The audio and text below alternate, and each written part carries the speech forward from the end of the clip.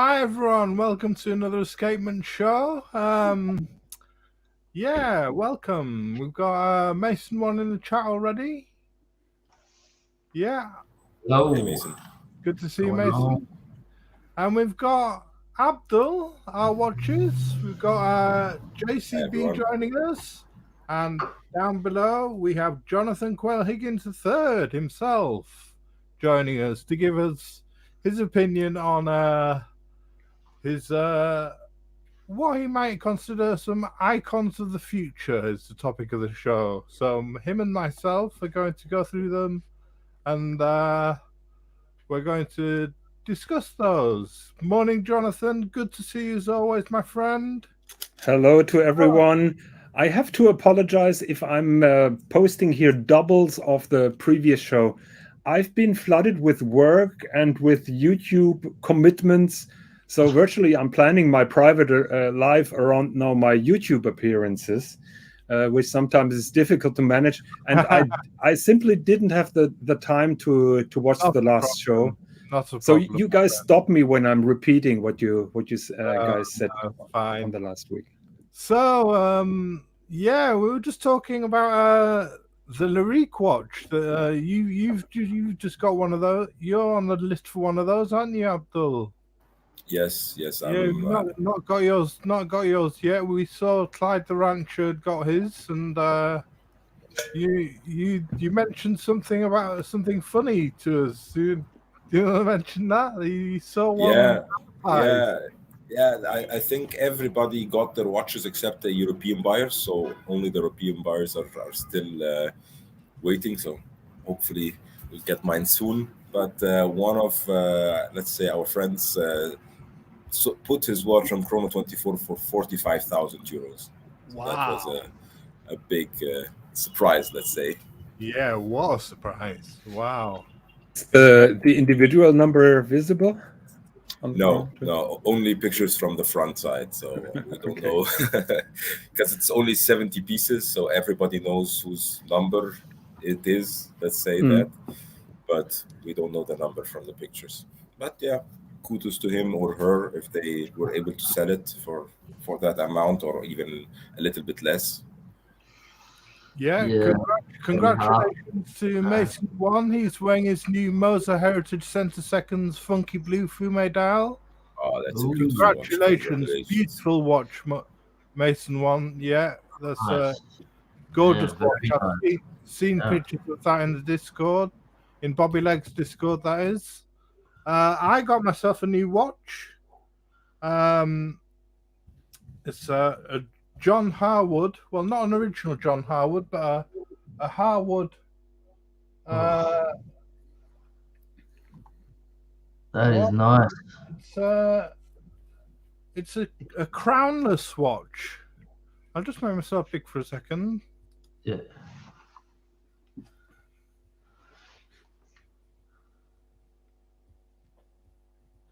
That's when you use the bezel to set the time, right? Yeah. Yeah. So okay, so you just move it round and round the bezel, and it'll just wind up. Yeah. You can't wind it up. You have to just give it the Seiko shake, you know. And, or just wear it for 15 minutes. And but John, I mean, Perrellet had the first automatic movement in, I think, 1770, and then it was Breguet did the first automatic pocket watch in 1780, and they did the first wristwatch, ladies' wristwatch, in 1810 for the Queen of Naples, I believe. But I don't think that was an automatic. So John Harwood did in 1924. Claimed the first men's or the first automatic wristwatch. So I went off the back of that. They were going for quite a lot of money in the 80s. This is an 80s model. They're now owned by Fortis, and they were going for £2,000 or more. And I got this for £299 off eBay. So it's quite tough. And that little window, which is red at the moment, shows the power reserve, if you have enough juice in the watch or not. Is that correct? No. The little red window, when you twist the bezel slowly, and it turns yellow, and then you can set the time. Oh, okay. You twist it again, it turns red, and it shows that the bezel's locked. Okay. So it's so didn't Rolex buy a patent or something from Harvard to make the Oyster Perpetual marketable or something like that? I read it that they bought a patent, and one of the reasons why Patek went manual so long is that they haven't managed to get the intellectual right to produce an automatic watch. I'm not too sure. I think I've read the story with Patek somewhere. I'm not sure where Rolex bought their intellectual rights for the Perpetual, but certainly Rolex played a big role in making it workable and commercial. Right. Yeah, not too sure about that, but that's interesting. We learn something new every stream off you, Jonathan. Yeah, probably I'm talking just about my rear end, but I think I read it somewhere. No, it's very informative. It's good to learn. Good to learn. Yeah. Hi, CWC. I don't know whether you wear a CWC watch, whether you're a fan. Good to see you.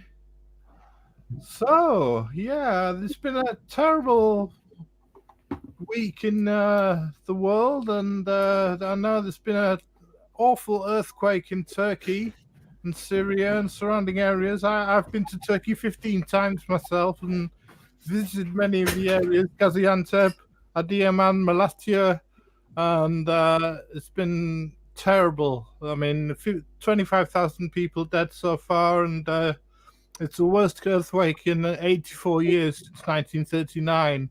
And there's going to be 33,000 people died in that, and they're expecting more people to die than that, and absolutely devastating. Aftershocks were felt in the shocks were felt in Cyprus, Israel, far and wide, and people in Turkey said they thought it was the apocalypse coming, and yeah, devastating. So our best wishes to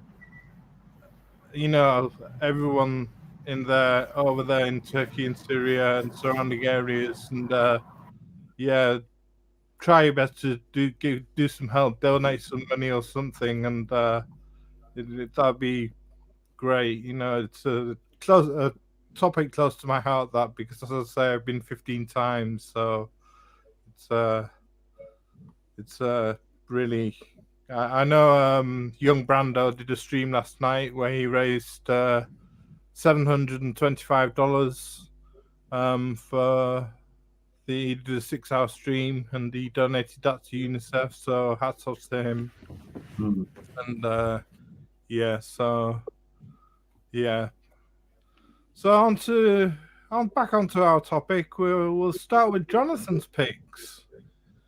Jonathan, you got some surprises. So we talked last week about JCB. Do you want to tell us about what you thought was an icon? What I thought was an icon. What fitted the?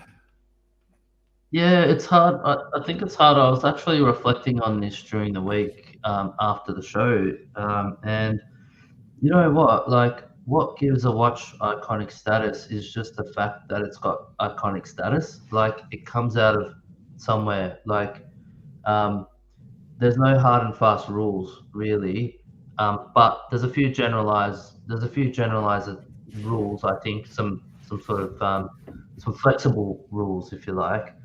But what really at the heart of what makes an icon is really the popularity of the watch. I think it's just so popular.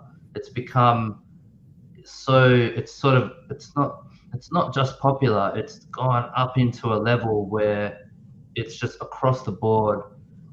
It's just really popular. Like, people love it, and even non-watch people might like the watch, as a generalization. And then you have to look at why is it popular? Like, what has made the watch popular? And I think generally, in my view, when I look at the watches, it's really good design is really what it's about. It's just a popular. It's just a good design. And in some cases, or not in some cases, but in most cases, when the watch came out, it was a design that was novel. It was different. It captured the imagination of the people, and that's what sort of got the popularity and the buzz going. So it's a good design, but it's a unique design. It's got to be novel. It's got to be something that has, taken a step forward, or taken a different step, or taken a side step, if you like. Something that's a bit different and captured the imagination of people. And I think over time, you'll see that popularity and that buzz, generally speaking, has meant that the watch has stayed in production. Like, it's so popular that it's just stayed in production. And the watches that we think of generally, like the Submariner, the Speedmaster, the Navitimer, the Tank, the Santos, all those big names, they're still with us. They're still in the catalog. They're still there. So, and that one's not a hard and fast rule. Like, I think there's some watches that have been discontinued, but they still might be icons, and then they still can have iconic status. So yeah, that's just it's one of those things where the rules are a little bit flexible. There's no hard and fast rules, but what really, it's just about that capturing the imagination of the watch, the watch enthusiasts, and even the public. I think generally watch enthusiasts, but it's just that popularity and that having over time something that is just it's just got that status. It's just build up that status. So yeah, that's sort of how I see it. Have you any thoughts on that, Jonathan? What an icon should be? Well, if there would be a secret formula for an icon, everybody would make one. Yeah. I remember. I love that. I remember when I was working in retail, and our company wanted to make their own watches, and the briefing that was giving out was, we want to create a ladies' watch, a modern Chopard Happy Diamonds watch. And I thought, wow, you guys are insane. You're trying to create an icon from scratch, and you put the bar so high that everybody must jump below. So how can you approach something with this kind of attitude, with this kind of arrogance? Because at the end, the people decide, and fortunately, you can't predict how the consumers decide. Fortunately, you cannot, because otherwise the company with the biggest budget would have the strongest icons. You may object, yes, Rolex has a few icons, and they have the biggest money, but other than that, there are fortunately some icons from companies that don't have the big cash. Sure. I must just say to the viewers that we didn't include any Rolex in this selection. So apart from one, Jonathan's got one. So, but generally we didn't. One last thing, Tom and guys. One last thing I was thinking about, and this goes to Jonathan's point, which is you can't really predict when icon status or how to create an icon.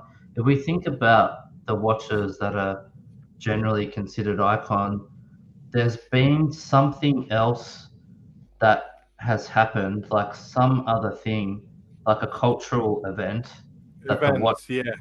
Historical event, yeah.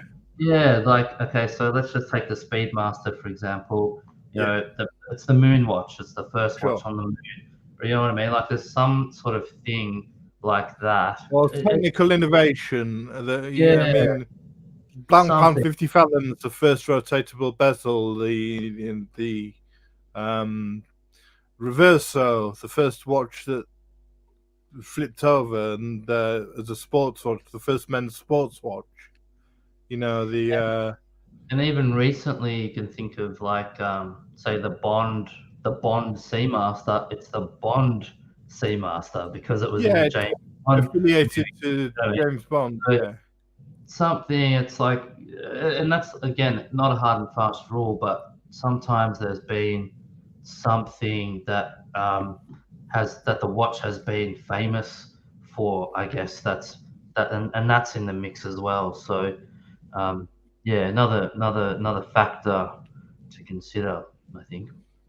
You anything to add to that, Abdul? You anything to? No, actually, you summed it up quite nice, guys. But I would add my let's say selection from last time. I had like two paradigms, right? The paradigm that you were talking about, the exact same paradigm, and the other paradigm is on the uniqueness of the design, right? Like the MB&F legacy machine. This could be a watch that we in 50 years remember it as, let's say, the burst of MB&F, or some the first watch from let's say Recep Recepi, right? This is the first watch that this legend, let's say, after 50 years we might remember him as the next Philippe IV. So for me, it's like the second part is like the Grail watch iconic, right? So the Zeitwerk, when we look at it in 50 years, everybody would be like, wow, that's the, let's say, the best watch made in the last 100 years, let's say. I know Jonathan will disagree. Everybody will say, well, the Siggins guy was such an idiot. Yeah, but this is how I perceive it, you know, like I see the other part. I totally agree with you guys on the iconic part, but I see the other iconic part as well in it. Yeah. Right, we'll start cracking on with some Jonathan's picks. And what a starter watch you've got here, Jonathan. Yeah. The Chapek Antarctic, Passage to Drake. Yes, so I have a love-hate relationship with this watch and the brand. I will admit that I'm a very, very selective reader, and I'm a very selective watch aficionado. So you have to catch me somewhere with a story, and then I begin reading. So for quite some time, I heard the name Chapek. Of course, I knew the story with Chapek and Patek, and I thought, oh, that is such a lame story of a startup company just using that old name and driving on that bicycle. And then I heard the CEO of Chapek doing an interview, and he frankly admitted, we have nothing to do with the old Chapek. Forget about the old Chapek. We are living in today. We try to make something very different, something amazing, and that is what we have. And then I started to look closer at Chapek. And in my opinion, this Antarctique Passage de Drake will become a new icon because that is the first of a young brand.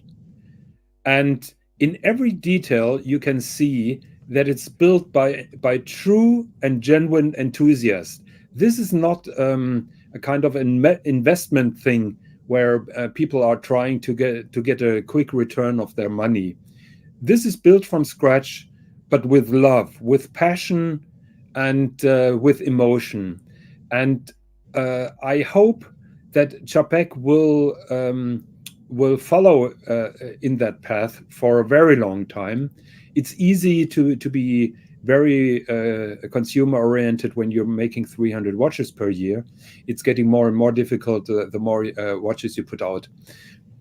But the Antarctique Passage de Drake is such an amazing watch because of the dial, because of the movement construction, because of the finishing, and because of the story that is behind the brand. And in my opinion, it's a bloody good design.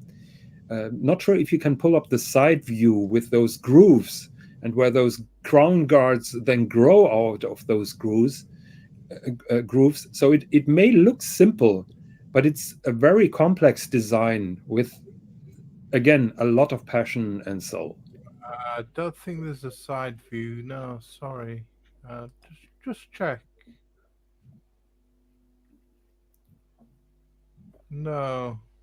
Not really. Maybe you can try to Google Chapek Antarctic side view or wrist shot or something. You may be able to find a groove.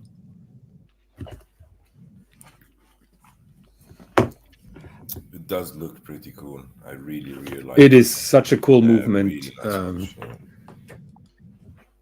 to have the guts to put out such a movement, in my opinion, it is so much nicer than what AP does currently and Patek. Unfortunately, the order books are closed, but there is hope. I heard that for Watches and Wonder, they're opening the books only for Watches and Wonder.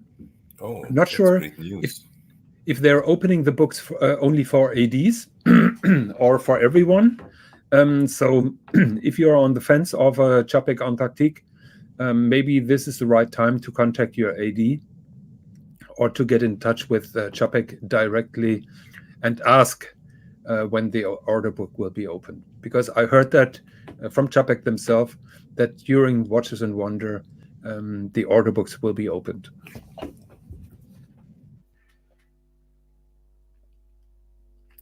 Having said all this, I've been asked to pick and choose 10 future icons. I'm happy if one of those 10 makes it to true icon status. So I take it as this question as a tool about speaking about our favorite watches and speak a little bit further about our reasons why we think that those watches will have iconic status. Have a look at this. So those sideways grooves you can see on the 3-hour side and also on the rear side, and then those crown guards that grow out of that groove. So it is not just a lazy job in copying an AP case. They did some quite unique here. It's so thin as well. It's super like, thin. Like it's about I don't know, like 8 or 9 mil or something. Yeah, I haven't measured it. I had the privilege to have it on the wrist, and it just looks amazing. Yeah. Really cool piece. I pretty much love everything in the Chapek catalog. Yeah, it's just such a great brand, and this one particularly, great piece. And I've been running around for some time on the Swiss and John show. I've been praising Chapek for what they're doing, and nobody really wanted to listen to me. And now that the order books are closed, everybody seems to have fallen in love with the Chapek. So sometimes you're preaching and nobody listens, and then when watches become unavailable, then suddenly the love starts, and people start to realize how great some of those watches are. And that is, by the way, one sign that it may become a future classic. People don't understand it, people don't see it, and when it's not available anymore, then people realize the iconic status of a particular item. Beautiful watch. So we'll move on to, you are Mr. Lange himself, so we'll move on to some Langes and the Langematic, or the Lange Saxonia Perpetual, which is the Saxonia Perpetual is the Langematic Perpetual. I don't know which one of these you want to select. Take the one in the middle. Yeah. Because in my opinion, that's the most pretty one. Well, oh, it's gone all over the place now.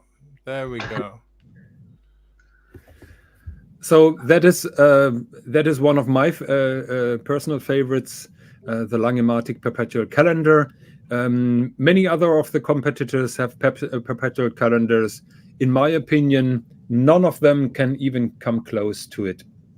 First of all, the big date You know, you have a perpetual calendar to see that the date is always accurate. So the date is the most important part of a perpetual calendar, in my opinion.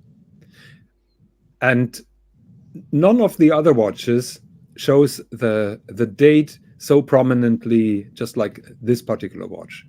And the older you get, the more difficulties you have to read those subdials with the hands, which happens with most of the competitors. So this is a very practical watch that focuses on this particular complication, which in my opinion is a genius move. Makes it very balanced because you have the subdials very symmetrically laid out below. But then if you turn the watch around, you will see the iconic movement of Lange. In my opinion, one of the best automatic movements ever created. Unfortunately, Lange is phasing this particular movement out at the moment. It's only available in the annual calendar and the perpetual calendar anymore. All the other automatic watches from Lange have the modernized version, which is not as pretty, not as complex, just like that one. Yeah, gorgeous. I mean, Abdul, what do you think of Lange, based in Germany yourself? I mean, are you a big fan? Big fan, and this one is just amazing. I love their perpetual calendars, the Lange 1. The Zeitwerk, of course, is my grail watch. And I remember the time where I used to find them like online for around like 25,000 euros. Yes. The perpetual calendars. Nobody wanted them. Yeah. Nobody wanted them. 23 and stuff like this. And I'm like, should I just sell all my collection and get this one watch? Yeah. And I was like, no, I like to wear different stuff, different days, one for the this and this. And I took the mistake, or had the mistake of investing more emotions on the pieces that I couldn't sell anymore at that time.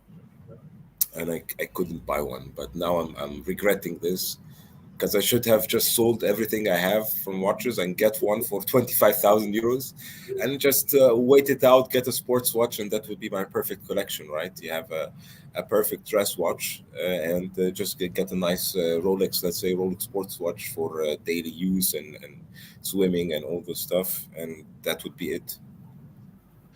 You sound a little bit like me, because that's exactly what I've done.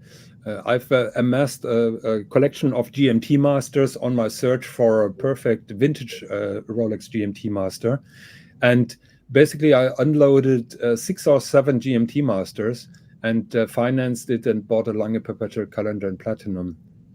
Wow, yeah, that's exactly what I wanted to do, but like I said, I invested too much emotion somehow, and that was my mistake. You know, like having this emotional, sentimental connection to the watch, which at the end of the day, let's say it's just if it's not an heirloom watch, I don't mind selling it now. If it's not something that my grandfather or my father gave it to me or something like that.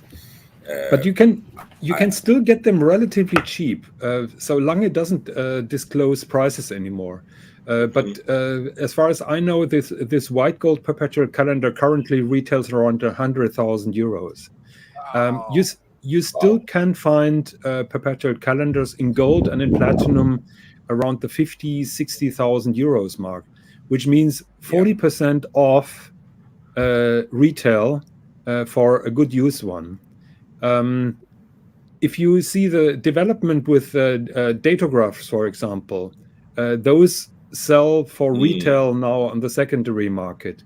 Lange ones, it's almost impossible to get a discount on a used Lange one anymore compared to retail, because you can't get them in stores.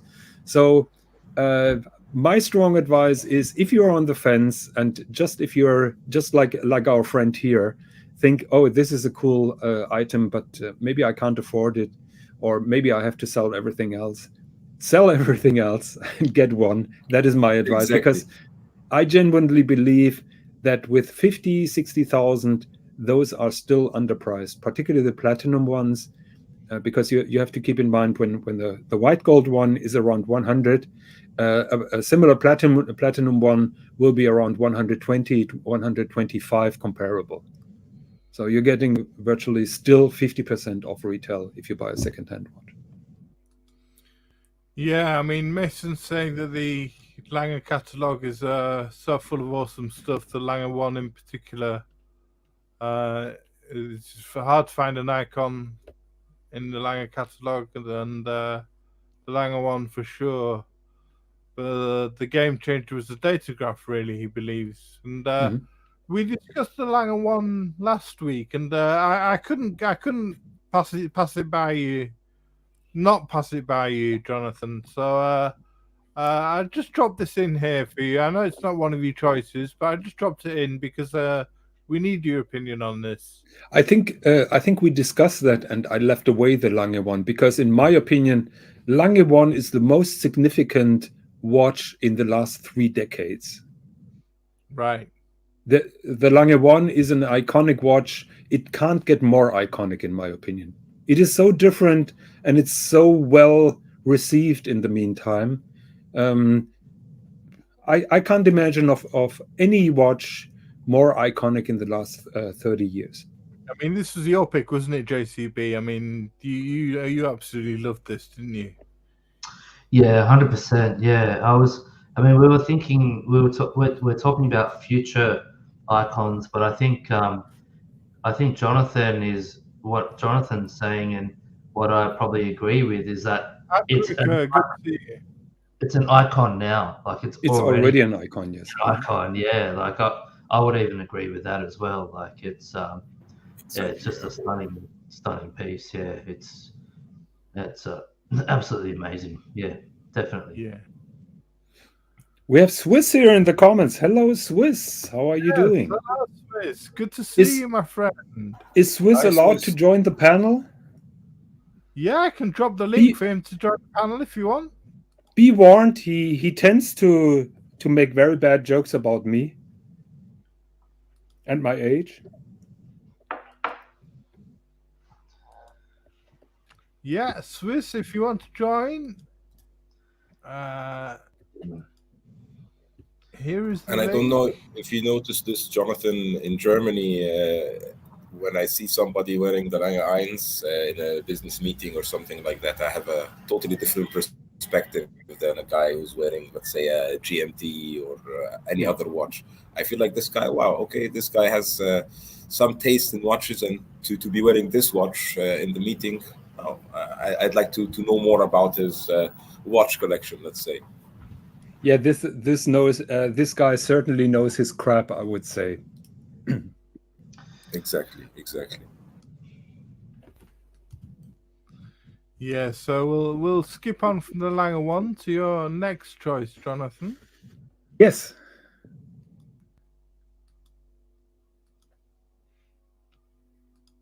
And that is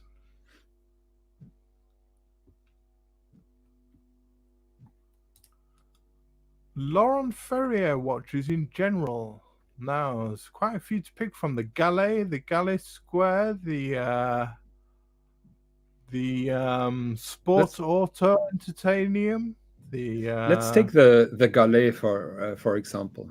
Traveler. Not the Traveler, the normal automatic. I think they make a beautiful one with the slate dial. Isn't that on the top in the middle? That's the Galet Square, that one. You can pick that or the one right of it. Yeah, that one.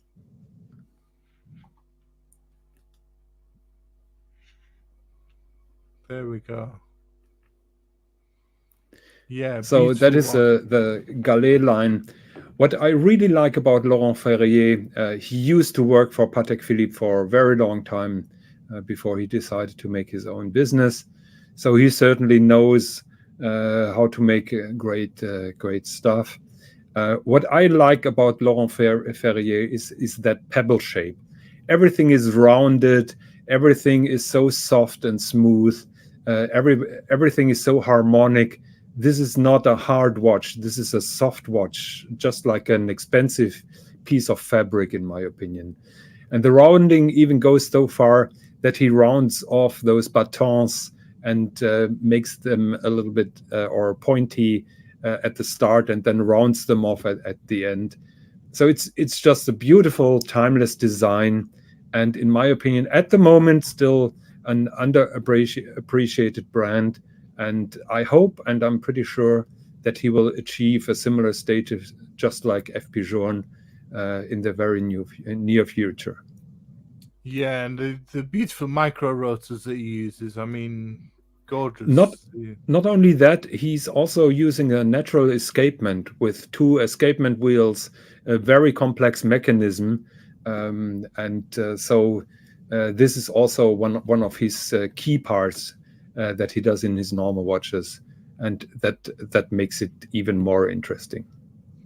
Yeah. Are you a fan, JCB, of Laurent Ferrier?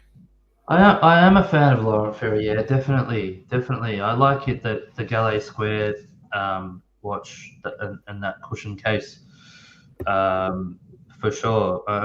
But whether this has icon status on it is a bit questionable for me. But yeah, definitely, I'm a big fan of Laurent Ferrier, for sure. Here, the Gallet Square, formerly a square harder watch. Just have a look at how he rounds everything up again. Yeah. I just don't, I mean, but for the, and I think that totally appreciate that the watches are cool. I'm just not sure whether they've got enough sort of novelty or, that sort of, freshness around them to get them into icon status. Maybe we'll see. Maybe they might. I'm not sure. Maybe over time, yeah. I mean, I've seen a lot of these watches. I saw them at Watch Pro. I saw all of them. This one as well. I've forgotten the name of this one. Did you see it? Sport Auto. Also, yeah. The titanium. This one with a new shaped bezel on it, and this one comes in gold, solid gold as well. Was very popular with a lot of the people viewing it. Have a look at that micro printing on the rotor. Yeah, just like Greubel Forsey also does. Yeah, and I don't see that often. That bridge over the rotor. That's very cool watchmaking. Yeah, I mean, I'd much prefer one of these to a Nautilus myself. But yeah, integrated bracelet again. Integrated bracelets are very popular at the moment, and going back to the 70s styling.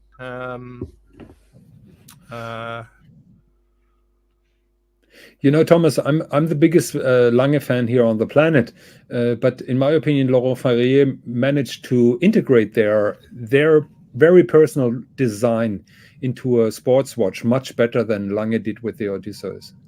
Yeah, I'm a big fan of this one, the Traveller. Oops. Yes, this one with the dual time zone, with your home time in the 9 o'clock position and the date in the 3 o'clock position. And you can advance the hours with these pushes. Yeah. You like this, do you, Abdul? Yeah, I really like this one. I'm a big fan of aperture dials. This format for doing the dual time I really like, and the sector dial looks also really cool.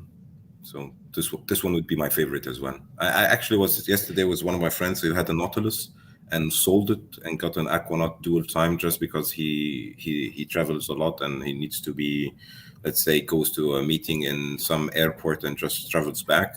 And he told me the Aquanaut was much more, let's say, friendlier for traveling, more practical. And at the same time, he told me also the Nautilus was attracting, let's say, the wrong image that he didn't want to reflect, and so he just sold it and got the Aquanaut. Yeah. I respectfully disagree with you, Abdul. I know this this traveler time, but I think the Patek system without the aperture is nicer. So with the double hands, where you can set that hidden hand then on the second time zone, and that is why I personally am not the biggest fan of this particular watch, because in my opinion the aperture is the second best solution. Yeah, I just like. But the that is aperture, only my like, opinion. I think that the Patek ones are really amazing. I just like the aperture. I even like the aperture Patek, let's say the 5960, the annual calendar chronograph, just because it just looks so nice. And this one combines like the two things that I really like as well: the sector dials and the aperture. So yeah, we'll get off Laurent Ferrier and we'll move on. Just like to say morning to Nick C. Good to see you, my friend. Hi, Nick. And we'll move on from Laurent Ferrier on to a more familiar watch. This one by AP is the Offshore Diver. Now, this is a great choice, I think. A sports watch from AP.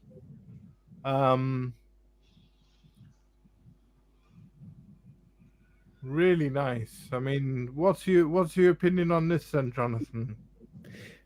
I picked the diver as an example for the offshore. So first of all, when people are talking about the offshore, they're usually talking about the chronographs. So the diver is very much overlooked. The offshore used to be the popular hype watch in the 1990s and in the 2000s. Those were the watches that Lamborghini drivers wore before Richard Mille and Hublot came up. So the offshore has a history of having been an icon or a hype watch. Now it's a little bit lower, in my opinion, undeservedly, and it's a little bit overshadowed now by the Royal Oak. Again, in my opinion, not deserved, because in my opinion the offshore is just a bold concept, a very brave concept, and I totally love them. And I hope, and I'm pretty sure, that the appreciation will come back, because in my opinion the Royal Oak is a kind of gentleman's watch, and the offshore is the young rebel by AP, and it's much more fitting to AP compared to the traditional Royal Oak. So I think and I hope the offshore will come back, and probably people will discover the beauty of the diver. It is 2 millimeters smaller than the chronograph, which makes it far better wearable, and the technology also with that interior bezel is just a brilliant design choice, which is totally matching. So I hope that the offshore comes back and people will focus more on the diver. Peruk is saying, "Ooh, the AP diver sucks hard." I agree with him. The modern divers have one disadvantage, because the old divers had those beautiful metal batons and not those big blobs that they put on the recent ones. The old ones have the far nicer dial with a grande tapisserie, the true guilloche, and the beautiful batons. I think the previous generation is much nicer than this one. Yeah. Have you any opinions on these, JCB or Abdul? I'm a big fan of these divers, to be honest. I wanted always to get one. I was always afraid of the size. And last year, one of my friends had the 44 millimeters. I tried it on. I was like, oh, that's too big for me. He has a nice 20 centimeter wrist. So on his wrist, it looks really nice. On my 17 centimeter wrist, it looked like, no, that's not something I could wear. I really need to try the 41. But I until now, it's for my wrist, it just feels too big. I tried the dual time. I think it was 39. The dual time, the normal Royal Oak. beautiful on the wrist, but I'm not a big fan of the shininess of the bracelet. So for me, this is like the perfect watch to get, but the size is always the question. Yeah, they've now got an easy bracelet changing system, haven't they? A strap changing system, and you can also put a deploying, I think, on switch the tang buckle to deploying, I think, can't you? Yes, I think so. Yeah. You know, I'm not a big fan of those fast switching bracelet thingies. I'm a very conservative guy, and when I'm standing at the rail of a ship, I always think, oh my God, what happens if the bracelet of your watch fails now? You will never be able to get it back. So I'm the guy who regularly replaces the spring bars on his Rolex watches, just because I'm afraid that something will fail. I would never use aftermarket parts. I think spring bars are overlooked in how important they are. And to me, the connection from a watch to a bracelet is crucial. And I'm terrified of those quick releases, that they may fail and leave you alone in the moment where you certainly don't want them to fail. What's your opinion, JCB? Like, don't like? Look, I'm a little bit. Has it got icon potential? Possibly. I think the problem with AP generally is that everything else in the AP catalog is going to be in the shadow of the Royal Oak. The Royal Oak is just the sort of the thing that you think of as the icon.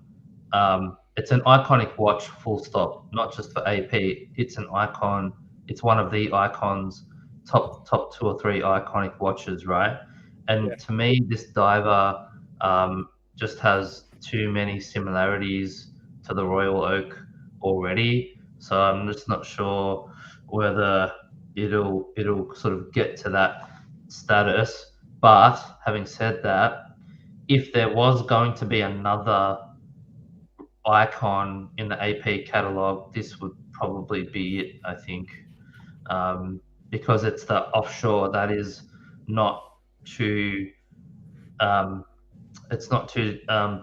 divisive, if you like. It's sort of safe enough to be popular with most people. It's got enough of the AP design DNA to give it that sort of feel, that AP icon feel. Yeah. Well, sorry, Karen, JCB. I was going to say, does that make sense? Like, I just think with AP, like, it's just hard to have an icon with AP if it already looks like the Royal Oak. I think that's where I'm going. Like, so on the last show, was the code 1159 mentioned by you? No, it wasn't. Okay, interesting.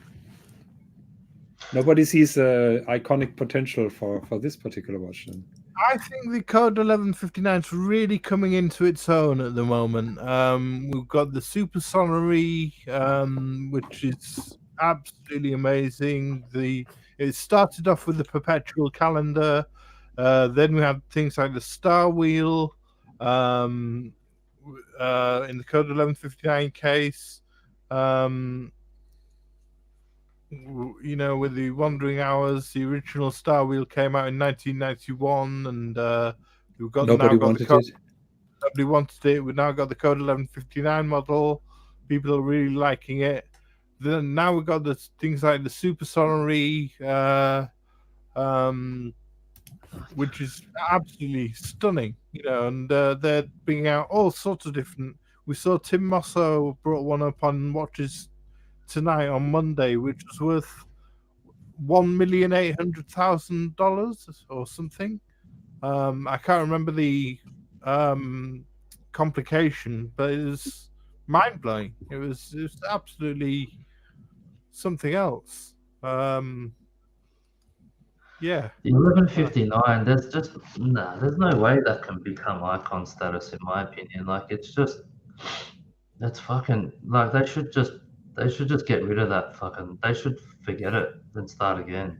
Like really. People would have said the same about the Royal Oak when it came out if we had the internet already, because everybody said the Royal Oak sucks.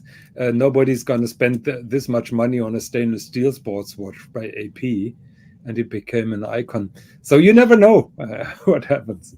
Yeah, but the design of the Royal Oak of the Offshore was generally pretty good. Like when the Code 1159 came out, and still to this day, like the design itself is pretty questionable. Like it's, you know, the whole thing when it came out, you remember everyone was saying it's like the fucking Daniel Wellington. It's got Daniel Wellington design cues and all this sort of stuff. Even though they were looking back into the AP back catalogue, like I get that, but I don't know, man. Yeah. To me, in my opinion, it's just like just start again, man. This is agreeing with you, JCB, because the Code 1159 is iconically bad. Yeah. It's something Morning, like Russell. Good to see you, Russell, Hey, my Russell. friend. Good to see you. But there's some of them I like. I like the chrono. I like the Aventurine dial, the perpetual calendar in the 1159. There's some okay ones, but there's nothing that jumps out at you and goes, "Fuck, that's cool." There's nothing that where you go, "That's going to be an icon." You know, it's something that's just grabs you by the balls with the 1159. It's just mediocre design, in my opinion. So just quickly back to the offshore. Sorry, Abdul.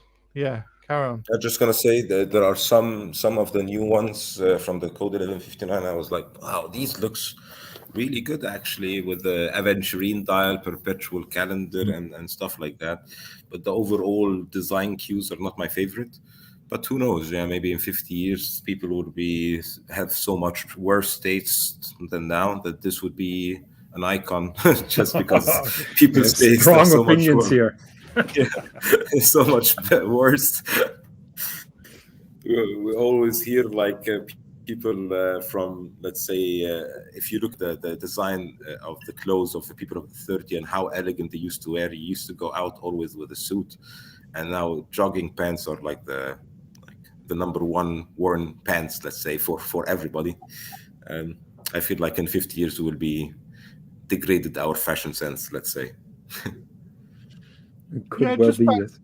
Back to the offshore line. I mean, this was another one you mentioned, Jonathan. This was one of the watches that started off the big watch fad, wasn't it?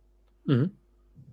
And I mean, along with Panerai and people like that, and it's a big selection to go through. You've got the brick, which is the solid gold one. I mean, there are people who love this watch, the offshore chronograph. And yeah, what AP did with the recent releases, in my opinion, is a big mistake, because they have a kind of elite line which is above the offshore, which are the concept watches. But then they released that green offshore, which in my opinion belongs to the concept line, and is also priced pretty high. So they are now watering the difference between those two lines, which in my opinion is not really smart. Yeah, this flying tourbillon chronograph. Yeah, watering down the concept line should be where the tourbillons are. Tourbillon chronograph, yeah. Mm-hmm. Yes. Okay, we'll move on. Move on from AP, and go to a watch that I love. This is one of I've tried this on, and I absolutely love this. I think it's pretty much an icon already. Yeah, indeed. The Vacheron Historic American 1921. I don't know which one you want to look at. We really want to go for the limited platinum, which is not available anymore. Other than that, just pick and choose I think the rose gold. Yeah. Is that the platinum at the bottom? Don't think so. No, white gold. The platinum had a solid platinum dial, which you could see. Like a hammer. Just take the rose gold, yeah. Yeah, gorgeous, absolutely gorgeous. The driver's watch. Yeah, totally unusual design. Already an iconic from a vintage perspective. I think those are still underappreciated. The moment Vacheron discontinues them, people will go crazy after them. And so get one as long as you can get one. Okay. Yeah, great choice, this one. Cool piece, super cool piece. I love this one as well. It's an amazing watch.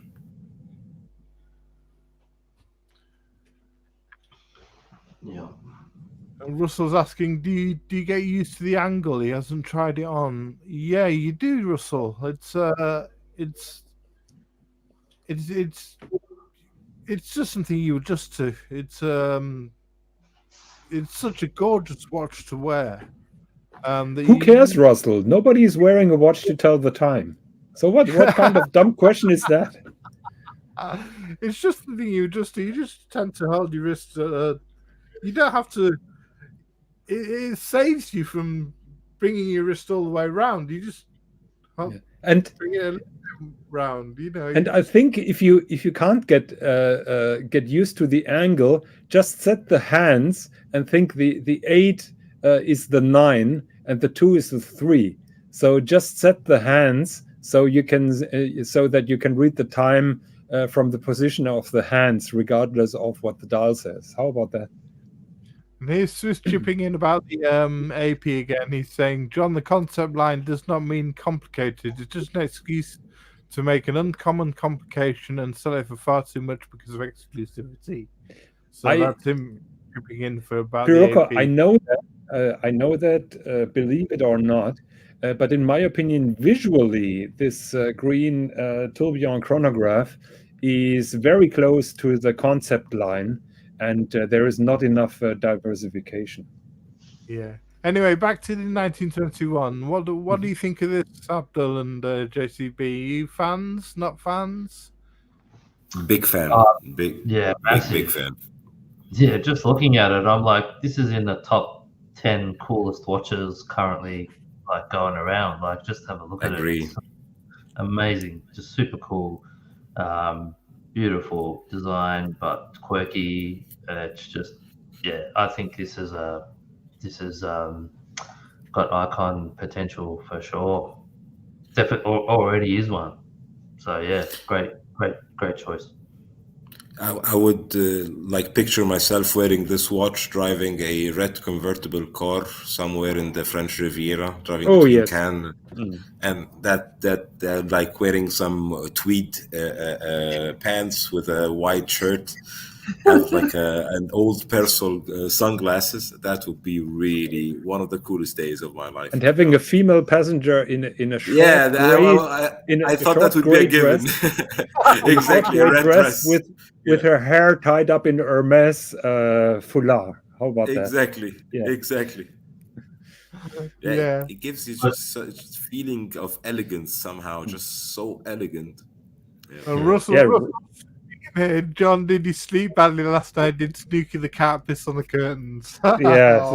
Russell is firing shots against me now. No, Snooky has been well behaved, but it's funny. You know, we have this orphan cat. The orphan cat is only allowed to be in the living room, and yesterday I let him out in maybe 10 times, and usually when I call his name outside, he comes. And yesterday night he was not there, and I was calling his name 3-4 times. Then I went on JJ's stream. I told my wife Snooky didn't come, and then later on my wife told me she thought that Snooky pulled a stunt because suddenly he was with her. So basically I forgot that he was inside of the room, and he slept on a chair that he usually doesn't do. So I haven't seen him inside. I thought he was outside because I lost track if I left him outside or if he came inside. So he was inside all night long, and I didn't even realize that. Mason One says he's a big fan of the Vacheron 1921. Hard to buy due to the price. Yeah, I think it's about £27,000. How is the watch on the secondary market? I haven't checked. I haven't checked recently. No, I've just seen it. We've got a local AD that's a VCAD. They stock them, and yeah, I've always been a big fan of this watch. So we'll move on from the VC and go on to your next choice. Yes. And this was a slightly cheaper budget choice, but a great choice, I thought. The Doxa sub 300 range. I don't know which is your favorite color. Doesn't really matter. I think the orange color is iconic, and there is a good reason why they chose to make it orange. In my opinion, Doxa is a very interesting case because it used to be kind of iconic in the 1960s, 1970s, and then it has been totally forgotten. And just recently, in the last couple of years, people discovered how iconic this watch is, and I have doubts that people will forget it again. So I think it has re-achieved its place, and it will not lose it again, if that makes sense. So it has been an icon. It has been forgotten. Now that it became popular again, people realize how special this watch is, and in my opinion, that is a future icon. Yeah, I mean, it's the beads of rice bracelet is so comfortable on it, and it's a really, really, really lovely watch, and I'm a big fan of it. Doxa Nation, as Blue Shirt Buddy used to say, because he had the Caribbean one, and well, I would get the blue one because Blue Shirt had the blue one, so that would be the one I would go for. But having this orange one up on the screen, that just looks freaking awesome. It's such a cool piece. And yeah, I think it's a great pick from Jonathan, this one. Great watch. Definite icon status, I reckon. Good pick, mate. Nice one. Yeah, 100% agree. I love Doxa. And I remember, I think 2018, I was in Baselworld also, and I was walking by Doxa booth, and they had one of the new divers. I don't remember which one. And I talked to the guy, and he was so knowledgeable about their watches, about the history, about the specifications of the watch. I had just 30 minutes talking to the guy, and no intention of buying, nothing, just interest in their watch. And definitely a great iconic. And I agree on the orange. I think the orange color would be the most iconic one. You know why that orange color is the color that Doxa picked? Yeah. He told me about the depth. It's the best visible underwater, something like that, right? Yeah, the deeper you go underwater, the less color you see because of the reflection of the light. And this orange color is the last color that disappears because before everything turns gray and then black. I actually read somewhere that was after reading about that you mentioned. I actually read somewhere that was wrong, and that okay, maybe white was the more the brighter, but maybe I'm wrong again. But by definition, white is not a color. Right. Well, maybe visible underwater though. Like maybe it reflects the most light. Yeah, white reflects all colors, so that orange is then included. So that is true. But by scientific definition, white is not a color. It is a condition, or it is a status, but not a color. What do you guys think of the carbon version of this watch? Well, Jonathan, take it away. You've got one. Yes, I have the carbon. Maybe you can pull that up, Thomas, or should I do it? I have the carbon white pearl. Okay. How is And it? it's all Marcelo's fault, I must say. Marcelo approached me, I think, a year ago, and he asked me about an Oris watch that he wanted to buy. And he asked me what my opinion is, and I told him, look, I wouldn't get this particular watch. If you have this kind of money to spend, get the Doxa Carbon White Pearl. And I was talking to him for an hour or two, praising this Doxa Carbon. And in the end, he didn't buy it, but I bought it because I felt into my own talk. So yeah, You convinced yourself. yeah, exactly. So it's a fantastic offer. I have also the AP diver in carbon fiber. It was a novelty back then. It was bloody expensive. And here you have the same package virtually. You have this carbon outer case. It has an inner titanium capsule. So those are basically only carbon shoulders. The true case is inside. It's a titanium container. It is a titanium ring with a titanium case back and then a crystal on. But visually, it is the carbon case, a carbon bezel even. The bezel is also made out of carbon fiber. And that white dial is totally luminous in the night. So the dial itself shines. And it's just a great package below 4,000 euros. Super light watch, super sunny summer watch. I totally love it. It doesn't get enough wrist time because I'm wearing all the time my bloody money watches.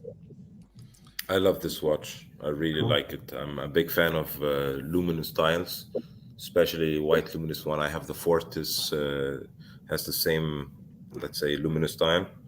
What do you think, Jonathan, between this and the Tudor carbon for the black bay? Which one would you? I think now you bought mean ceramic Doxa, but black bay? which one? The ceramic, yeah. Like for a blacked out watch, which one would you? Let's say. I personally always would go carbon fiber. Not. If you give me the choice between ceramic and carbon, I go carbon. I think it's just such a cool material. You know, the spoilers on a Lamborghini are not ceramic; they're forged carbon. True.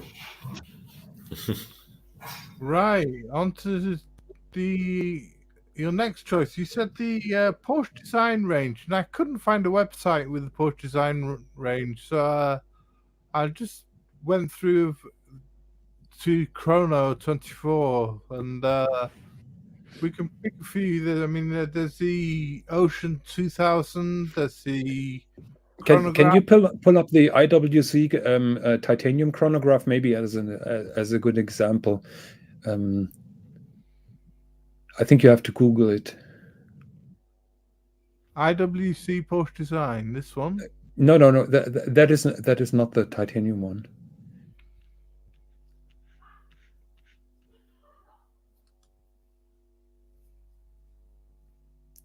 So the story is very short, or why I choose those watches to be icons.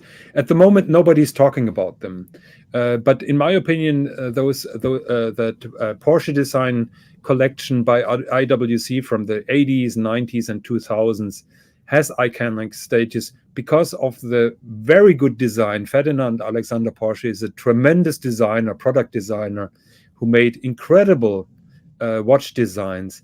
Nobody's talking about them, but in my opinion, he's better and has more vision than Gerald Genta. And I'm just trying to put the emphasis again on Porsche Design.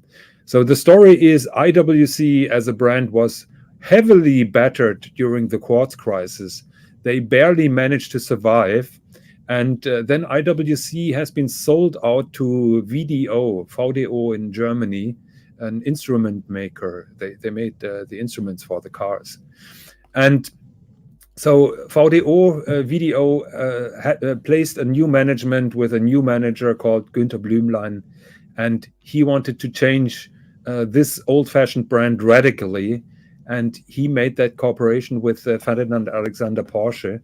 And the Porsche Design watches put IWC on a totally new platform, totally new level, super modern, very cool, very successful, by the way, very experimental in the choice of materials and so on. And it's just a cool thing. Yeah.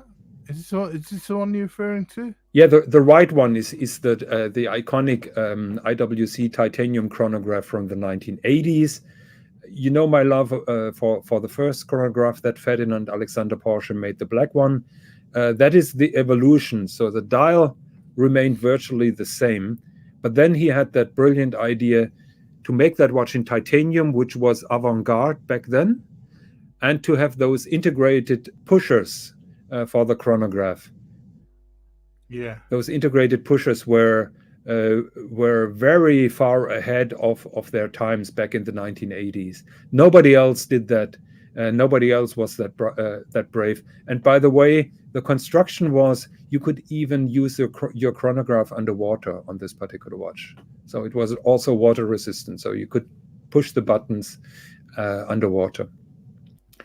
And the cooperation between IWC and Porsche Design brought up this chronograph, or the military diver, the Ocean 2000, that which has been used by the German combat divers, and the Compass watch, and many other iconic designs. And it's so overlooked. People just ignore how brilliant those designs are. And in my opinion, they deserve an iconic status. And I hope that people will rediscover those beautiful watches. Any opinions on Porsche Design or JCB Abdul? Agree 100%. I mean, we spoke about Porsche Design watches a couple of weeks ago with Jonathan. I sort of feel like they're already icons, to be honest. They're just, the designs are that good. But yeah, sort of I appreciate the fact that not many people might sort of talk about them or consider them as icon status. But to me, in my mind, when I look at these Porsche Design chronos, they're already icon status for me. So yeah, I think they're amazing, really cool. You know, many shallow observers think Porsche only slapped the label on, and they don't know how much Porsche content is really into those watches, how much work. Yeah, I mean, a lot of people, you're right, a lot of people think that it's just Porsche's just slapped the label on for marketing and not put any actual design in. But the design has actually come from Porsche. Yeah, nice choice, Jonathan. We'll swiftly move on. And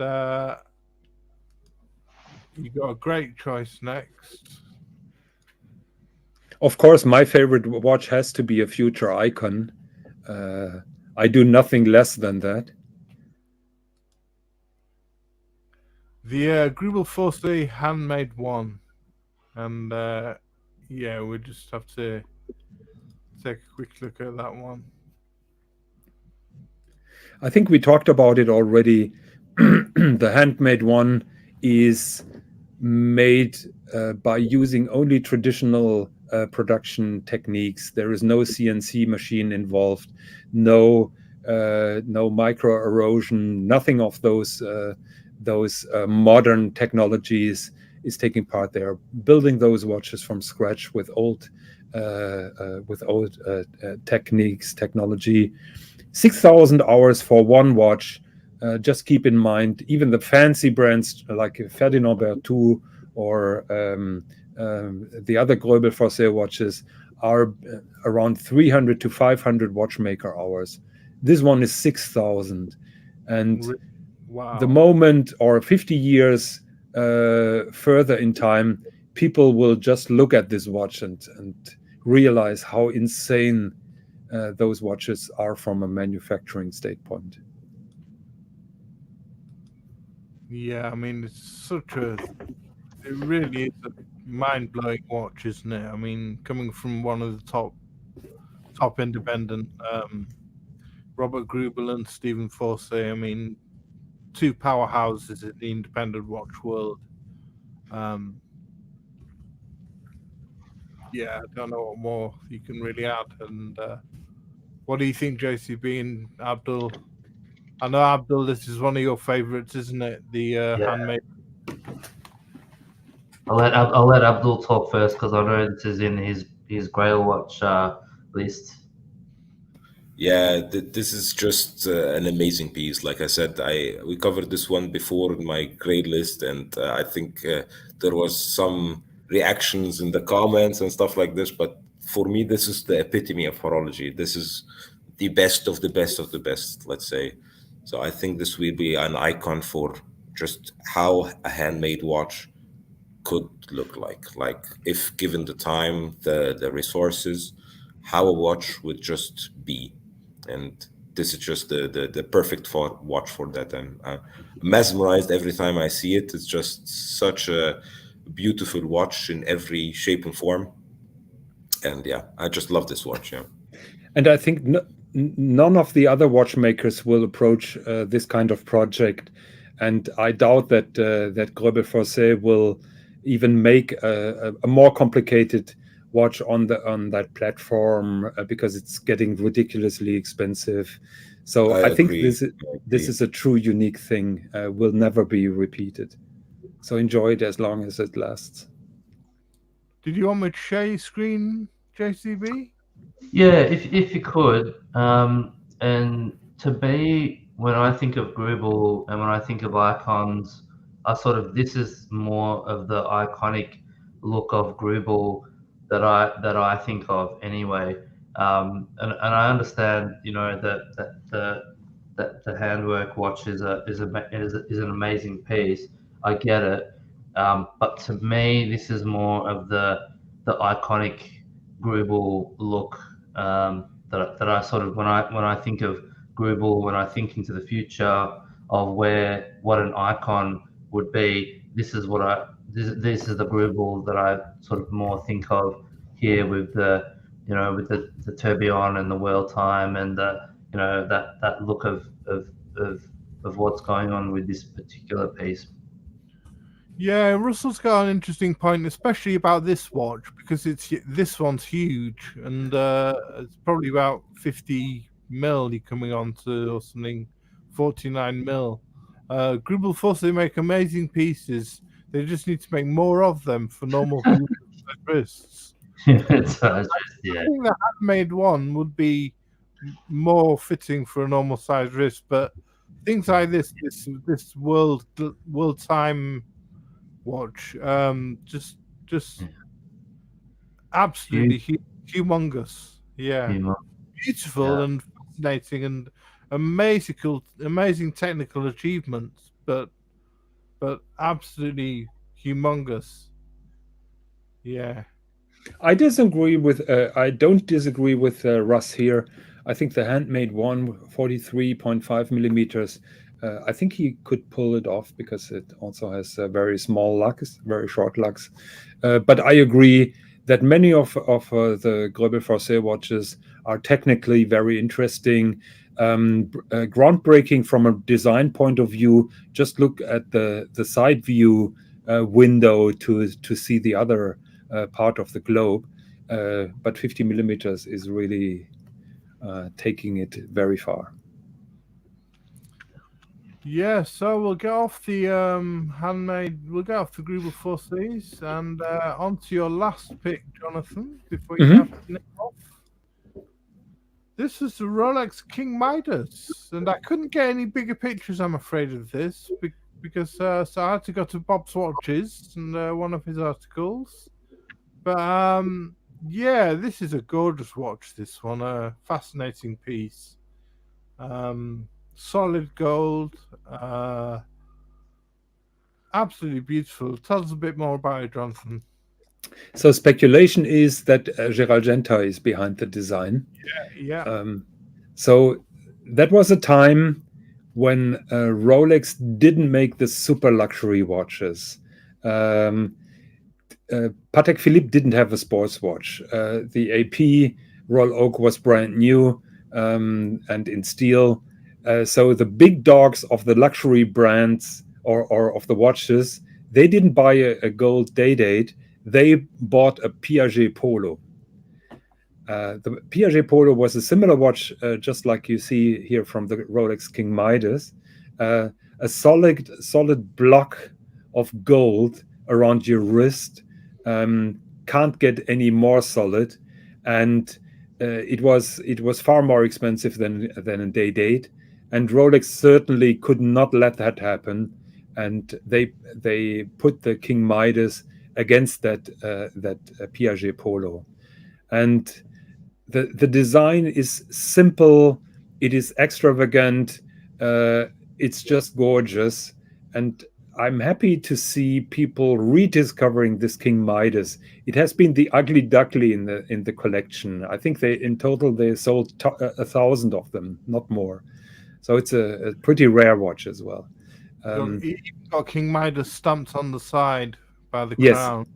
Yes, I think on the first generation that they did that, and also the winding crown has the shape of a sun. Can you see that? Really? Yeah, the knurling is like sun rays. So it is a super luxury watch. Actually, the urn that it came packaged with is now recommending crazy prices if you can get the packaging alone. Because many of those watches came or are now available without the original box, and I think people will more and more realize how super special, extravagant, and over-the-top Rolex those watches are, and I hope that they're iconic. The only thing that speaks against they becoming icons is they are relatively small, even in the gent size. Yeah, really interesting choice, this one. Yeah, I never thought about this watch before as being an icon, but looking at it now and seeing it and hearing that background, yeah, I think it's got legs. I think it could be there for sure. Cool piece. Yeah, with the story behind it and the design cues, and let's say what you can extrapolate from the design in other watches that we have currently. It's just a cool piece of history. Yeah. There is a white gold variant that I adore, and I would love to have one day. Russell's saying here, John, not a fan. Not everything Midas touched turned to gold. Nice one, Russell. That is good to hear, Russ, because then I have one competitor less when I'm getting ready to buy my King Midas. Yeah, lovely. Right, so that was your set of picks. Lovely set of picks, Jonathan. Yes, yeah. I'm sorry. I have to apologize myself because Mrs. Higgins gave me a clear warning that we have to do grocery shopping, and I've been live streaming far too much in the last couple of days, and she gave me a direct order not to stay too long. She gave me actually 1 hour. We are now 1 hour and 23 minutes, so I'm already late. But I have to leave you right now. I hope that probably Peruka Swiss will join you guys for the conversation. I feel bad that I have to leave, but I have higher powers that demand that I'm leaving this particular stream right now. No problem. And just say to everyone, if you can tune into the Swiss and John show tonight. That's going to be 8:05 GMT. It's going to be a great show, I'm sure. Yeah, we're trying our best. I trying to drop the link at the moment. I'll try and do that before the end of the show. Okay. Thank you very much for having me on the panel. Hope to talk to you all next time. Thank you very much to the audience. Talk to you later. Bye-bye. Thanks, Jonathan. Have a great one. Nice choices. Later, I think Russell's coming to play out as well. So later, Russell. Bye, Russell. So on to my picks, and I'll have to breeze through these pretty quickly because we've used up quite a bit of time, haven't we? So take your time. I've been looking forward to this for a couple of weeks. well, See what we got. We came up with. Yeah. Right. Okay then. So you picked the Black Bay 58 last week, and or a couple of weeks ago, and I've gone for the Tudor Pelagos. I mean, I think this is a great watch, an ultimate tool watch. On a budget as well. Titanium. It's 500 meters water resistant. It's a brilliant watch. I think it's. I mean, it could be a Submariner killer. To be honest with you, it's such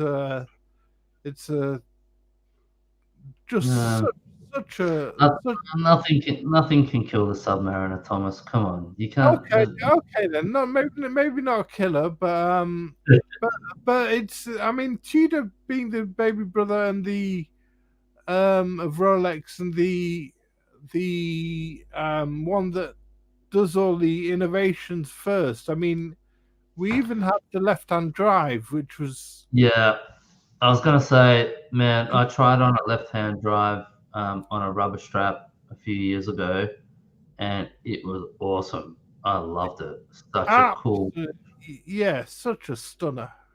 Fucking cool watch. Yeah, really cool watch. Yeah, I mean, look at that. I mean, brilliant. Yeah, I think. Well, the thing about the Black Bay 58, the things that made it an icon for me, they're sort of the same thing with the Pelagos. Really, it's got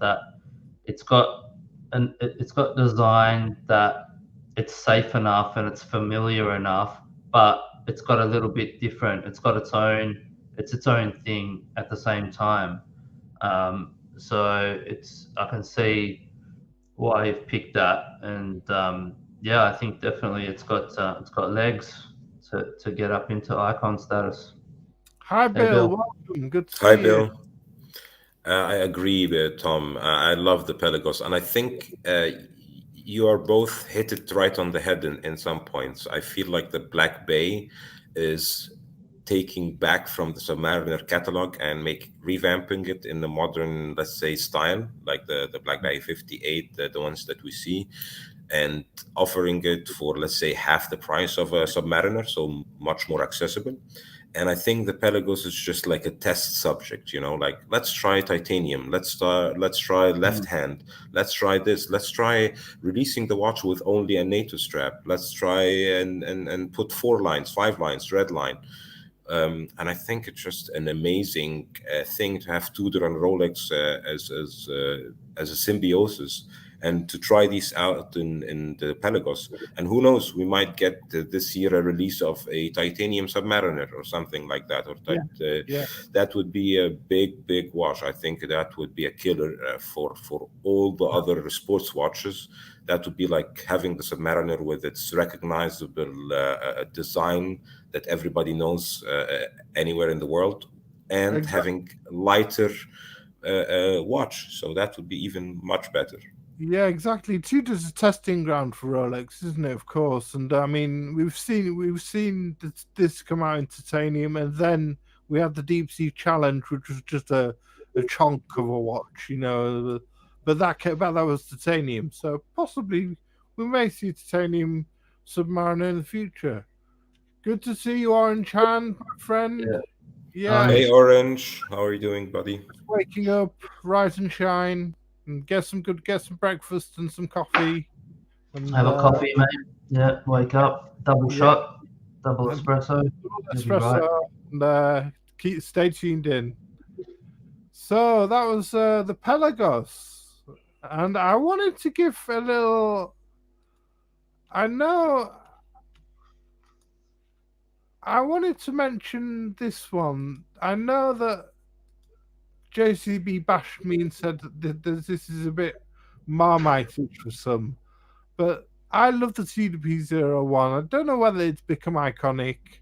But for me, I love it as a watch, and yeah, I don't know what your opinions are on whether this would be iconic. I know, go for it, JCB.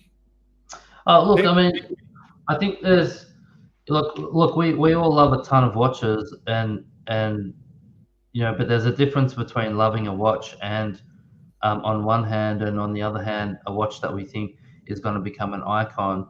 And to me, this one is just a little bit too Marmite to become an icon. Like it's not going to be popular enough with most people.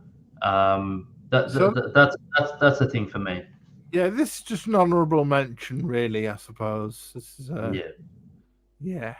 Yeah, I would say it's a good, let's say, inspiration for other watches. If you look close enough, you might see the new Tudor GMT, the one that looks like the Explorer 1, that 80s model, or that the dial has a little bit from the, let's say, Black Bay 58. But yeah, it's like you said, it's Marmite. It's a lot of people will like it. A lot of people will say it's not my taste. I'm not a big fan of the whole amalgamation of designs together, but that's just me. I like more simple watches. So sure. So I'll move on to my next pick, which is the Moser Streamliner. This has come in many iterations. We've had the Green Dragon. We've had the Perpetual Calendar, which had an innovative way of telling the month. Rolex had their own way with their Sky Dweller by indicating the month of the indices, and this one had a little pointer in the middle. But I'm going to focus on the original, the OG. Yeah, I was going to say the chronograph. No, man. Yeah, this one. This 42.3 millimeters, 54 hours power reserve, using the HMC 902 automatic flyback chronograph movement. I mean, this is a beast. I mean, I love it. I mean, using a hand to indicate the minutes on just a normal center hand. Absolutely stunning watch. I think we've got a bit of a just so beautiful, yeah. Yeah, I think if we think about the Moser catalog, right? They've probably got a couple of watches that are not a couple, but their design language is quite unique to start with. And if you look at things like the Endeavour, I think in the Pioneer, they're their own thing already, right? Like they've got enough of their own design DNA to be pretty different, to get into that, to start you thinking off about icons. But then when you look at the Streamliner, it's fucking like Moser on steroids. It's like it's taking it to that next level. You know, they got the bracelet, you know, the cushion case. Yeah. Look at that track on, you know, that seconds track, the minutes track there. You know, all of these little design things together, working to make a super unique, really impactful design, I think. And when this came out, people just didn't know how to take it. They were like, I remember, like, heaps of people hated it. Heaps of people loved it. It was really Marmite. But I think in time, I reckon this one's got legs. So yeah, I think it's a good choice, actually. Hi, Dodger. Good to see you. Hi, Dodger. And Orange Hand's saying the Streamliner is definitely possible. That said, integrated bracelets have gone out of fashion before, and nobody called the Royal Oak and Nautilus icons in the early 2000s. But integrated bracelets are back in a big way, I think. Yeah, lots of watches. We saw Jonathan talking about the Chapek Antarctic, and I think he brought another one, didn't he? He brought up the King Midas, we spoke about the Laurent Ferrier. Yeah, this watch is just such an amazing watch, and I have to say, I loved it from the get-go, and I loved the whole ballsy statement that it works also underwater, because it's a waterproof chronograph that works underwater. I don't know who's the guy or girl that has the enough, let's say, confidence in Moser that they would operate the chronograph underwater, but that's a pretty bold claim. Yeah, that's really cool. The movement is amazing. I love the racing tracks on the minutes, and let's say the 1/10 of the second and everything. It's just every design cue, like you said, has something, has a touch to it. You have the blue color just gives it such elegance, and on the bracelet it just looks really, really good. Yeah, stunning watch. Yeah, I reckon if you were going to pick a watch from Moser to be sort of iconic, this would probably have to be one in the top one or two, I reckon. Yeah. I think the Alpine Swiss watch, the one that mimics the iPhone. That's a big iconic watch. This would be my number two, and maybe the I would say actually one of their how's it called? You can show the time in like wheels. I don't remember the name of it. I just I'll send it out to the chat afterwards. So that was the Moser, the Streamliner, which I wish I could afford. That chronograph, just beautiful. Yeah. And I love Breguet. They're my favorite brand at the moment. And this one is the the 7097. It's sick, man. It's so good. Yeah, this is the tradition, 18-karat white gold, all rose gold, self-winding anthracite movement, retrograde seconds, silicon Breguet balance spring, off-centered silver dial in silver gold, sapphire case back, absolutely stunning, as you can see in this video here. It's got this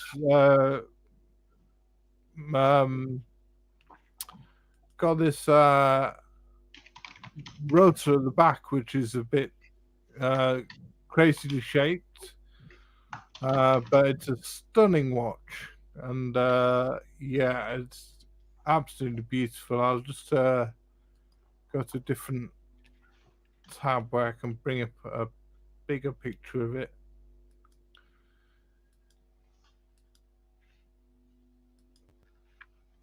And it's the Breguet Tradition line. I mean, they've come out recently, and they're just amazing.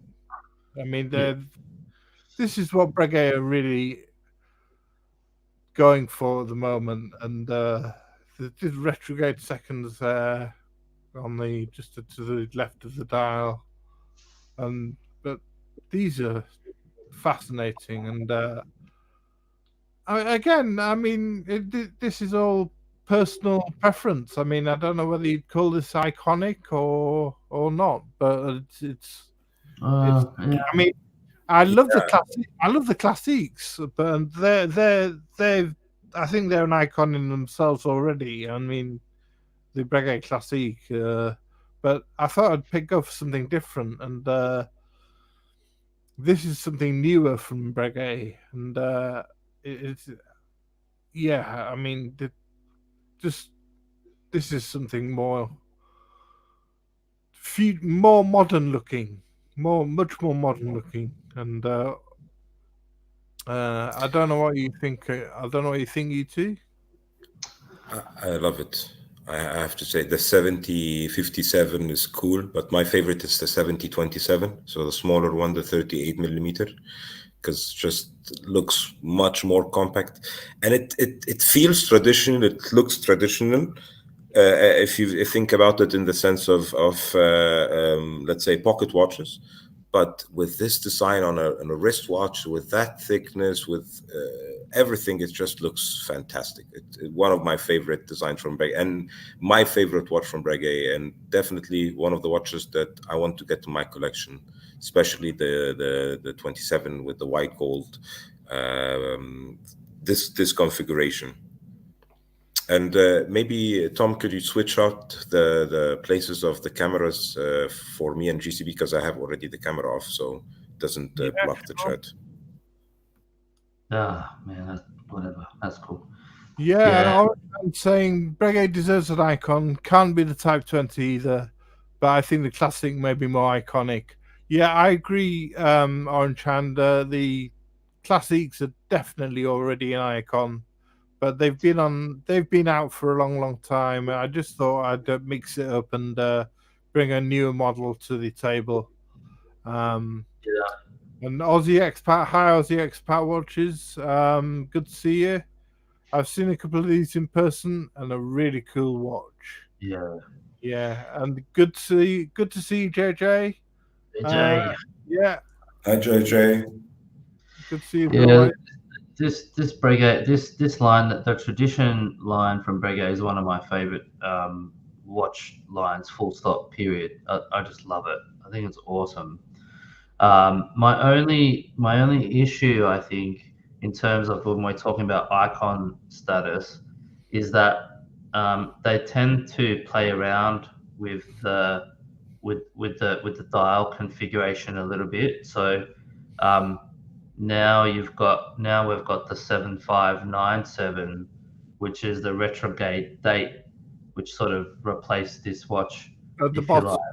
Yeah, at the bottom. Yeah, it's got the date sort of running around the bottom. That's the retrograde date. This one here is the 7097 with the retrograde seconds. I love this watch, but I just sort of feel like they sort of play around with it a little bit. But still, having said that, it still sort of looks the same, right? It sort of looks generally the same. And I think this will.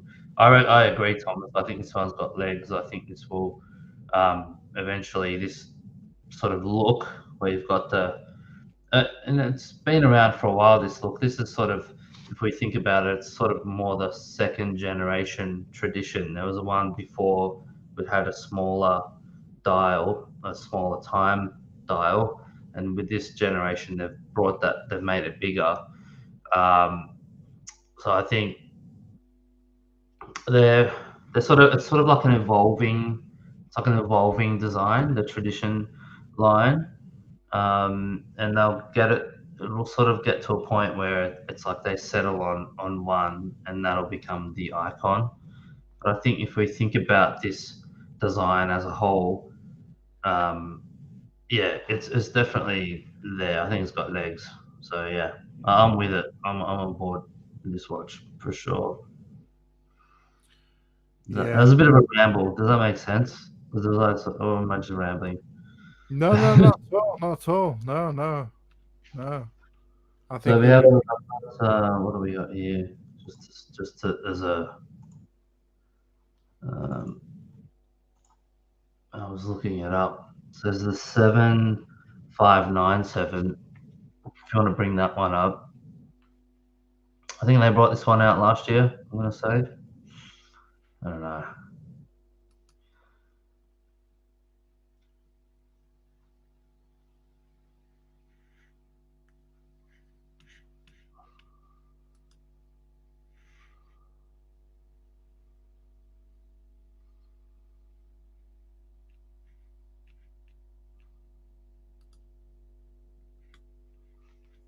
Oh, I've got my tabs all mixed up now. Never mind. Don't worry about it. I just had a picture of the latest lineup, the 7597 with the retrograde date. But even though the date version is the newer one, I actually like the look of the retrograde seconds, the one that you had up on the screen. I like that one better anyway. It's sort of a weird one. Retrograde seconds doesn't really give you any function, but the date gives you the function. So it's like you got to trade off. What do you like better, the look of the seconds or the function of the date? Yeah. I seem to have lost my second pick, so I'll just have to look that up quickly.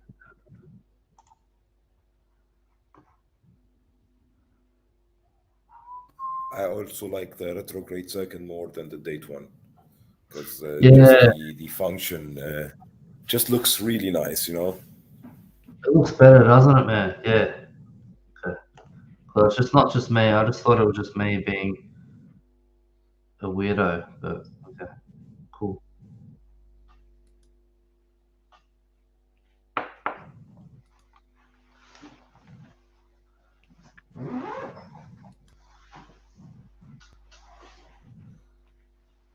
Right.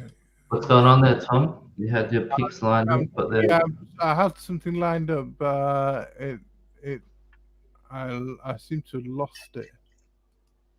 So I'm just having to search it up again, and this was my next pick,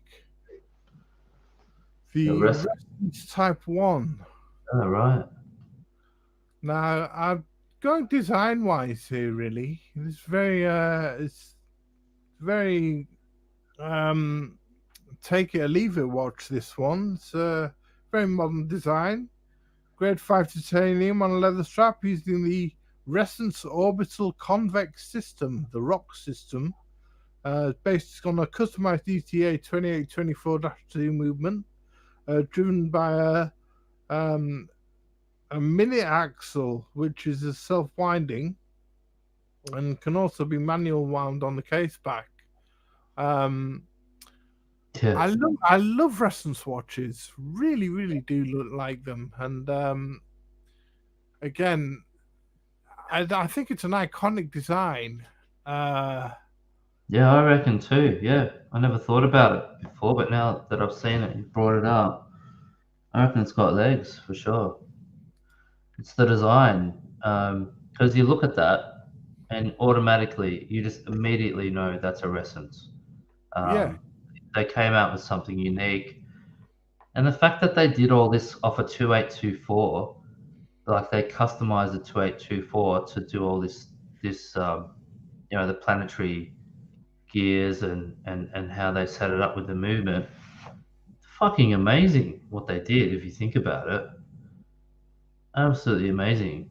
And yeah, I'm with you. I agree. I reckon this is cool. I like it. Yeah, totally agree. And it's so easy to read after you know how to read it. It's just at a glance, you know what time it is. Such a unique way to set up the time and to wear. I think it's really would be an icon of the future as well. And as, like you said, they did this with a module on top of like a ETA. So hats off to them. Yeah, so you got the minute hand here, and this it's all driven by this minute axle, and so this minute hand rotates the whole watch face round. Everything moves around. Whole dial rotates round. Yeah. And then the hours change there. You got the seconds at the top, and you got the days here with the weekend days highlighted in red. Yeah. The only problem though, Tom, is the price with these things. Like these watches are really expensive. Like yeah, true. And ridiculously expensive. And I think that would probably be the only hindrance to them becoming sort of iconic, because I just don't think they can, like, not many people buy these, I don't think. Like, not many punters, like think about the punters that you know that have a Ressence. I don't know anyone. I don't see these watches anywhere. Like, they're probably just uber like rich people can afford them. Because this thing here costs about 30 grand or something. Yeah, They're fucking expensive.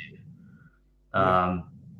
So I think that's to me that's probably going to be the thing that's going to stop it becoming an icon. The fact that it's so expensive, it's inaccessible. Like not many people are going to could be kind of buy it. But in terms of design, I reckon it's cool. Yeah, I mean, Orange Hand's saying the same thing. Ressence design's unmistakable. Could it become popular enough to be iconic, though? Definitely love by I think the iconicness, Orange, I reckon the popularity is going to be hindered by the price, really. That's what I see. If this costs 5 grand, think about how many people would buy it. These watches cost 30 grand or something. They're super expensive. That's the thing. That's the problem. But then a King Midas back in the day would be a lot of money, and so yeah. But I mean, 30K, you could get a 7097 for that money, secondhand, used. Would you get this or the Breguet? You know what I mean? Like that's a big ton of money, man. I don't see the value in this. That's my only issue with Ressence. I think it's the only way to get iconic by having, like, let's say, the innovation curve. The longer the innovation it is, the cheaper it will be. So maybe in 20 years, we'll get like an affordable, let's say, watchmaker that gets it right with, let's say, cheaper. So I've got to say, Orange Hand, you've come brilliant comment. Exactly. If Swatch did a Ressence and Swatch collaboration, that would absolutely smash it. That would be brilliant. I mean, bioceramic Ressence. Yeah, I'd go for it all day long. Yeah. 100%. Yeah. Yeah. Okay, we'll move on from the Ressence, and I hope that I'll be able to find my next watch. And my list hasn't. Excuse me, my list hasn't gone all to pot.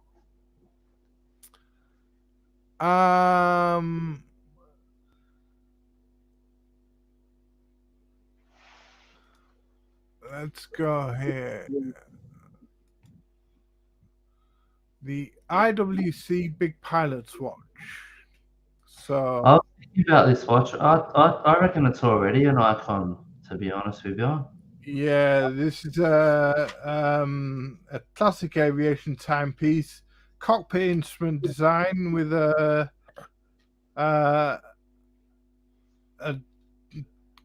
conical shaped diamond crown, inspired by a military observation watch from the 40s, and is faithful to that original design, apparently. Black dial, rhodium plated hands, brown calfskin leather strap. I mean, that leather strap, that leather strap makes it noticeable, recognizable immediately with the studs in it. And it did used to be a 47mm watch, but unfortunately now they've brought it down to 43mm.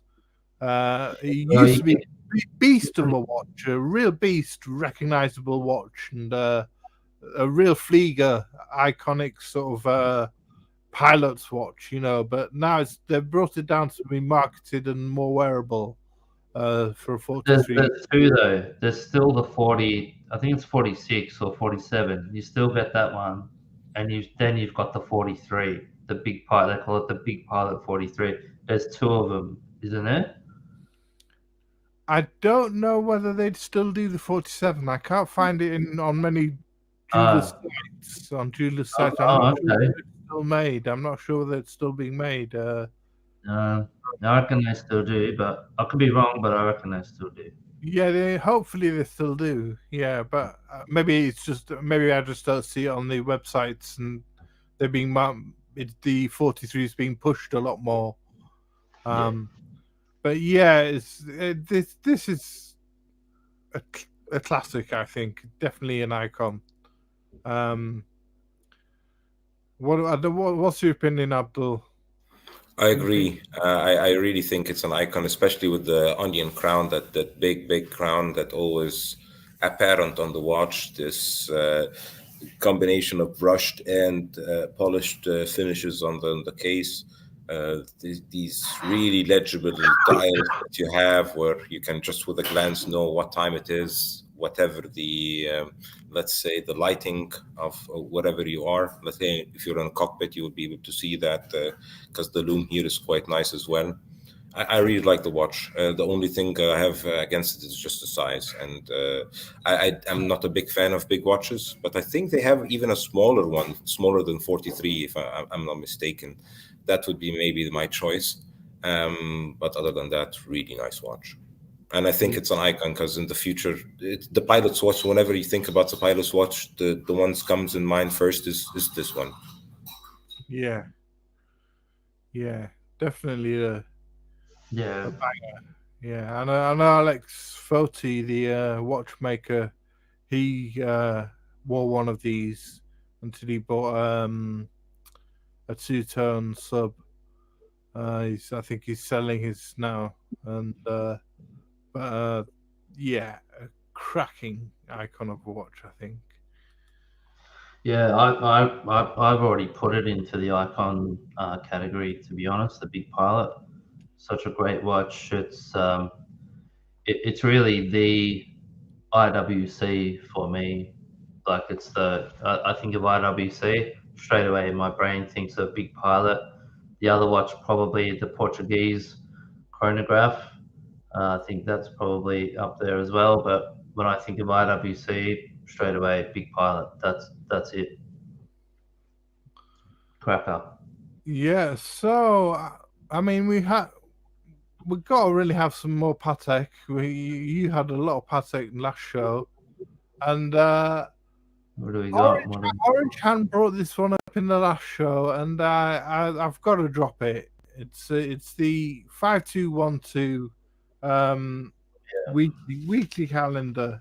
It's actually an annual calendar because it has the months indicated on the outside of the dial, but they also indicate the current week number, which is where it gets its weekly calendar name from.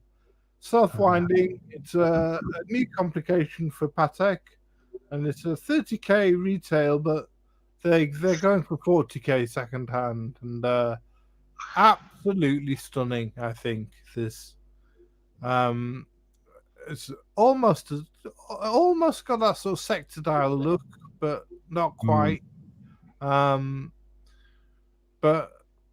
yeah, I mean, as their first weekly calendar, Patek's first weekly calendar, I think it's and the steel case as well. I think it's a banger, absolute.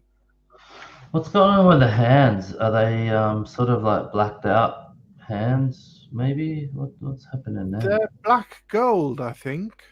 Black and gold. Yeah, right. I believe so. Wow. Yeah. They're polished in a way that they seem black, right?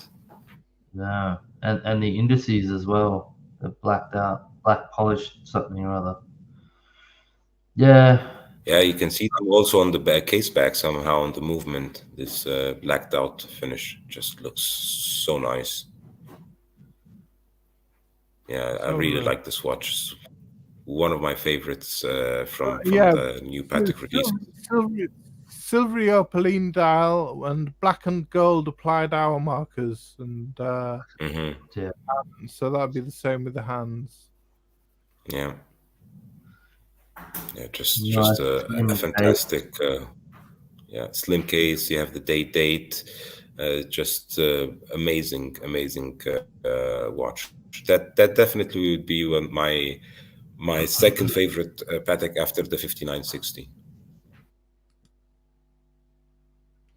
Second favorite. Okay, big call, man. Yeah. Okay. Because I feel this one is just like simple, but really you have a complicated watch, but just looks so simple and so elegant. You can wear it any day, any time without feeling I'm wearing a watch that's over, let's say, the powering or whatever. Yeah, absolutely. Yeah, I get that. Yeah.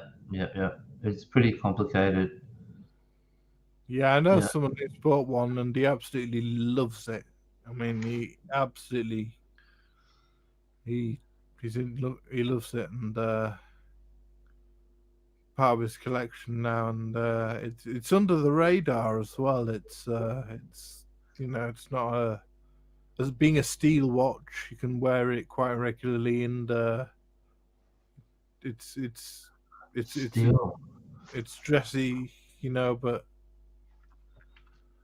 Is this like one of the only steel Calatravas that's going around? I believe so. Yeah, I believe it's one of the only steel Calatravas. Yeah.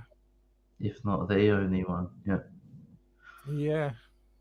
Look, it's not my favorite Patek, but because I'm not really a big fan of the Calatrava line, but I can see how this one could get into. It's got icon status potential for it for sure.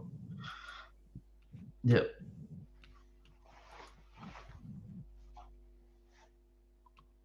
So I'll go on to another one. Now, this one I really like. I don't know what you think of this one. This is the Patek 5320G. I really love this watch, and but then again, is it iconic? 18 karat white gold, 40 millimeters. Date ring with moon phase at 6 o'clock, luminous coated charcoal grey applied, owl markers and hands, rose gilt opaline dial. This now has salmon dial. Used to have a lovely cream dial.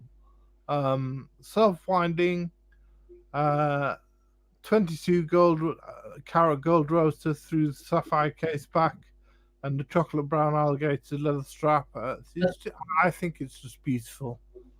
That's a perpetual calendar. Yeah, it's a perpetual calendar. Yeah, it's got the moon phase at the bottom at 6 o'clock with the it's got the I think the leap year indicator at the bottom as well, and it's just fascinating. Yeah, it's just beautiful. Okay. So you got your perpetual calendar, you got your day and your month indicator at the top there. So those syringe hands are just beautiful. And I don't see many Pateks with actual Arabic numerals on. Most of them I see have got batons. Yeah. And so it's refreshing for me to see Arabic numerals on a Patek, and I really like that as a big attraction for me. And those syringe hands, just boom. What's not to like, I don't know what the chat's views on this one, or what your views are.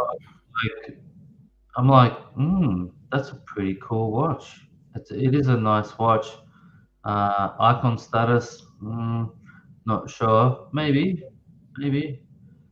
But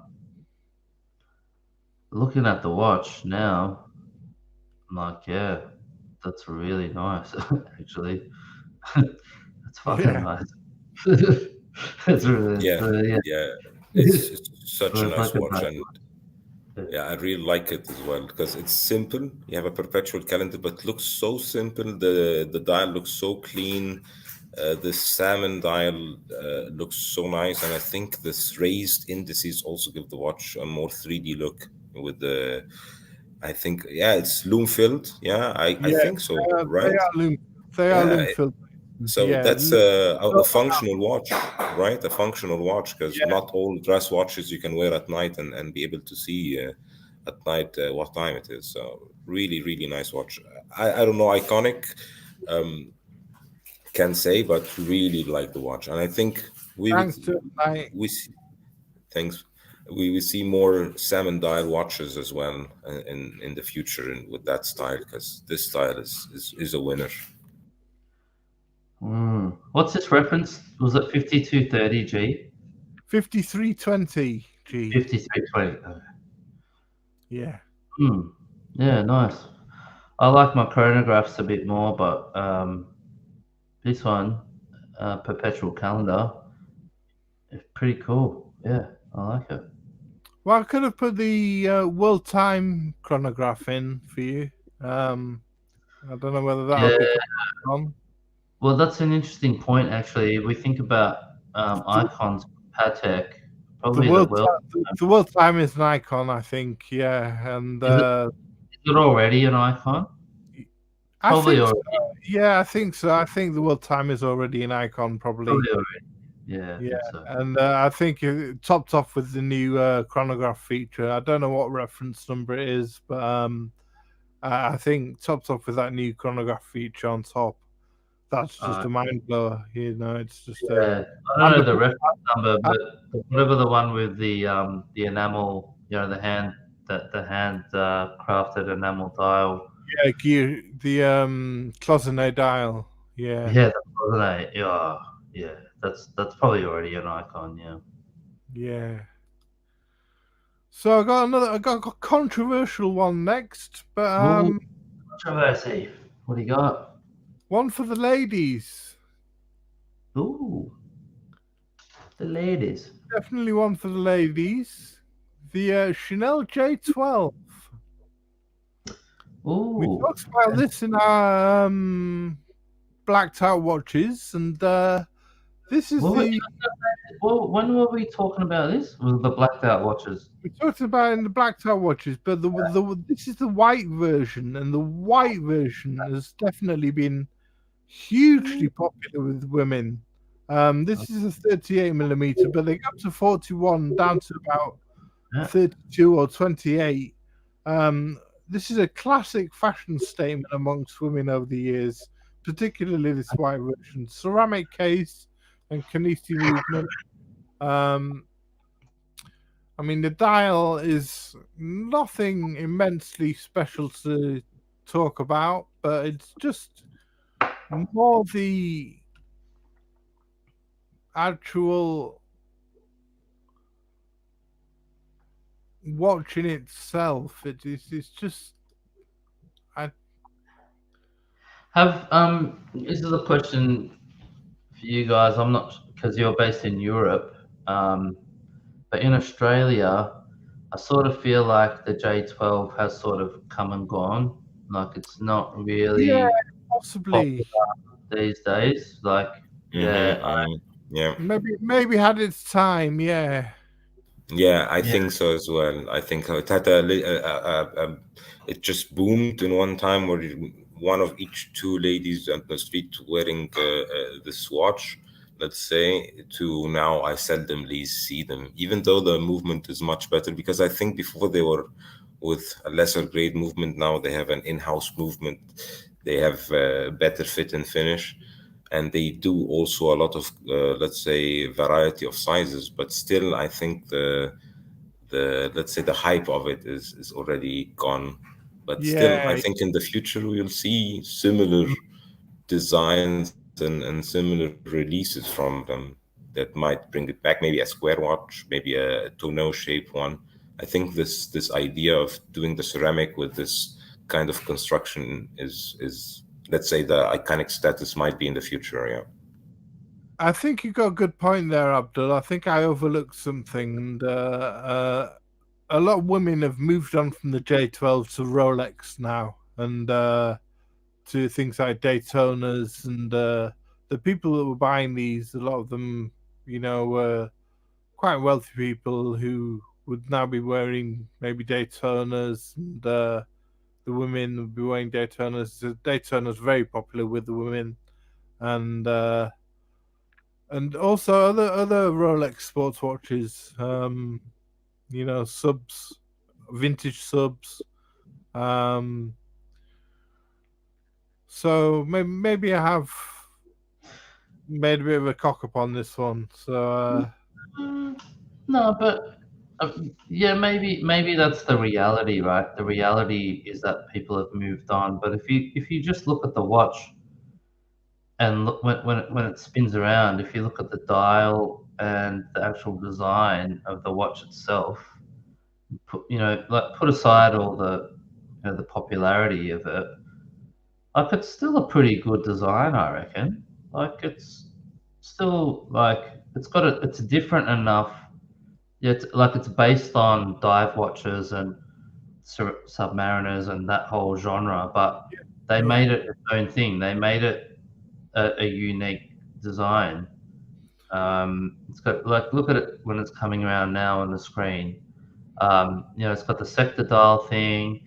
The numerals are spinning around the dial, and it's actually, I think, it's actually gonna stand the test of time. This design, it might not be in favor now. It might have gone out, but if they stick with it, it's just one of those timeless designs, I reckon. Yeah, exactly. Very popular for a period of time, and as you say, could well come back. Yeah, look at the Chanel bags nowadays. They're just copying the designs from, like, say, 30, 40 years ago. So it's just the whole fashion cycle. It will just come back more popular than ever in a couple of years when they have a new design, or let's say the kids of today, when they grow older and they want to buy a watch that looked like their mother when they were children. It's all about sentiment in fashion. Yeah, I mean, women's fashion changes a lot more than men's fashion, I think, doesn't it? Let's see, orange hand. Ceramic is a great material for a lady's watch. Yeah. You can't wear bracelets on the same wrist and bang it open, it doesn't scratch. Yeah, very good point, orange hand. And on that point, on that note, I think that's an important note, because I think what makes it subject to fashion is actually the material. It's the ceramic. Ceramic sort of tends to go in and out of fashion. Steel, and what you said before, Thomas and Abdul, where the ladies are tending to go towards Daytonas and Rolex, it's because they're going to the steel or the precious metal, maybe. Ceramic, when this came in, I'm going to say, early 2000s or mid 2000s, when this came in, ceramic was like a new thing. Not new, but it was like a trend. It was like, oh, it's the new ceramic. It's the J12. It's this new watch. Ceramic has sort of come in sort of goes in ebbs and flows in terms of the popularity of the material, I think. Pardon me. So maybe it's got to do with the material, like ceramic itself. Maybe that's the thing that's sort of becoming the popularity, if that makes sense. Yeah, could well be. So, enough J12 talk. I think we've rinsed that one out. Moving on.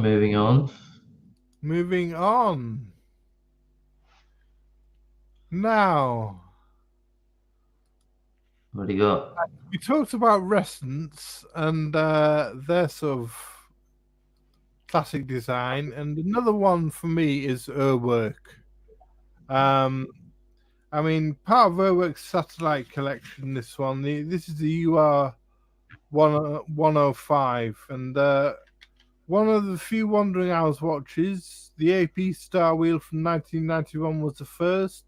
Then we had the second was the Urwerk, and then we have the Gorilla Outlaw Drift, and then came it's gone full circle, and we've got the AP Star Wheel in the Code 1159 case.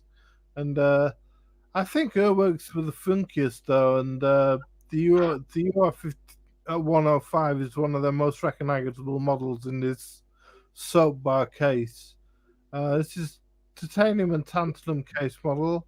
It's one of their limited editions of 12 and cost 77,000 Swiss francs. It's still available on their website, I believe, and maybe not this tantalum model.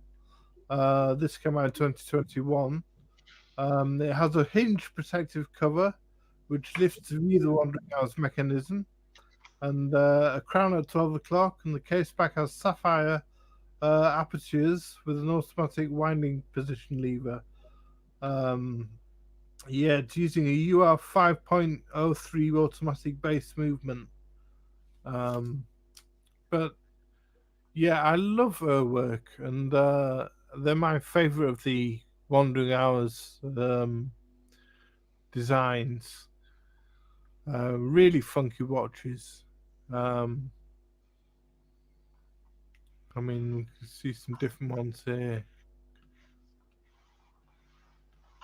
Yeah, I love Urwerk too, but it's just like that. I'm not sure about icon status might be that the design, the overall Urwerk, like the case, and the fact that they've got the time, like you look at the timing stuff at the bottom, but in terms of an actual watch that's going to become an icon, I just don't see it, because they're just not like it's. I just don't think it. I can't pick an Urwerk that will become an icon. If that makes sense. Yeah, maybe not. Yeah, I think it's the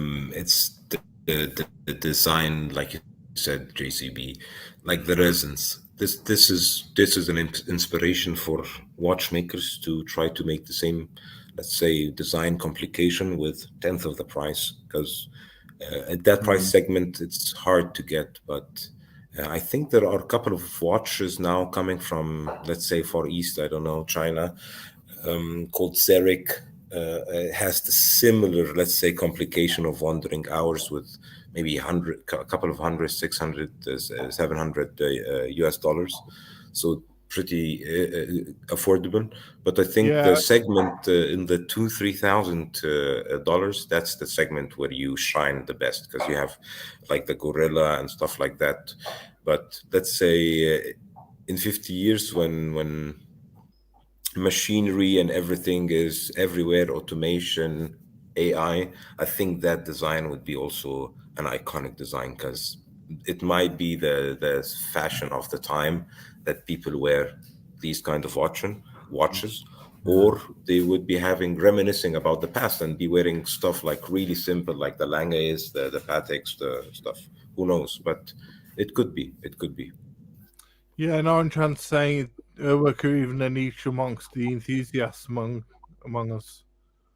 Yeah, that's sort of getting to my point, like, as well, like, I sort of see Urwerk in the same category as Greubel, to be honest. Like, when I think of a Greubel, I just think of a particular overall design of a watch. I don't think of a particular watch, and that's the same with Urwerk. I think of design language, and I think of a overall aesthetic of Urwerk. I don't think of a particular Urwerk watch, and I don't think, like, do you know what I mean? Like, I don't think of a Urwerk model, blah blah blah, will be an icon. Does that make sense? Like, I just can't think of a watch of an Urwerk watch that will make it into that icon status. Agree. Yeah, totally agree. I think it's the same. Maybe the design itself could be iconic in the future, but not the watch itself. Yeah. If that makes sense. So we'll ditch that. Like the design language, but I think, Thomas, it's good to bring up Urwerk and to talk about it, because it's like the design language itself is sort of iconic. It's so unique. Yeah, I think so. Yeah, it's sort of like, I wanted to bring them up, like you say, it's because and Ressence too, Ressence and Urwerk, because they are very design orientated. And it's just interesting to see what people's opinions are, what the chat's opinions are, and what our opinions are, and because. And like on chat, Richard Mille into the same bucket as well. Like Richard Mille, who do you really know the model number? Do you know a particular model? exactly. Not really, but you know the material, the carbon or the titanium, whatever it is, you know, the tonneau shape, sort of that design language is sort of unique to Richard Mille, but it's not like an iconic watch, if that makes sense. Sort of like the design language itself is unique, but not quite iconic. Does that make sense? Exactly. That's why whenever you see one that looks like a Richard Mille, you don't say, "Oh, that looks like the RM12 Philippe Massa or something." Oh, that looks like a Richard Mille. And when you see a watch that has similar complication to the Urwerk, you say, "Ah, that looks like an Urwerk." It's really a design that they captured for themselves somehow. Yeah. So I'll move on to another one, which we got the Tissot PRX. I mean, it's taking design cues from case shape of a Tissot from 1978. This one, the Niviricron hairspring assists the Powermatic 80 movement, and we talked about integrated bracelet design. So they've been very popular over recent years, and this watch pulls it off very well, I believe.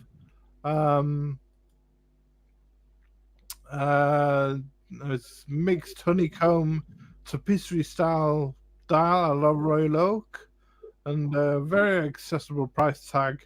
The PRX has become extremely popular, and as long as they remain in production, I believe that they will carry on. People will carry on buying this watch.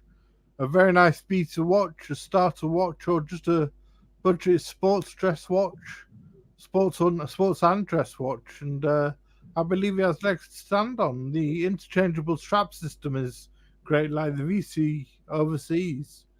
I mean,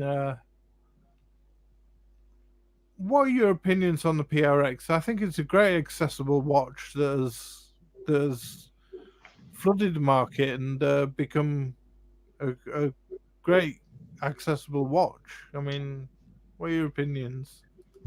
You go first, Abdul. I have to say I love this watch, and I have to say hats off to Tissot because they did the job well done.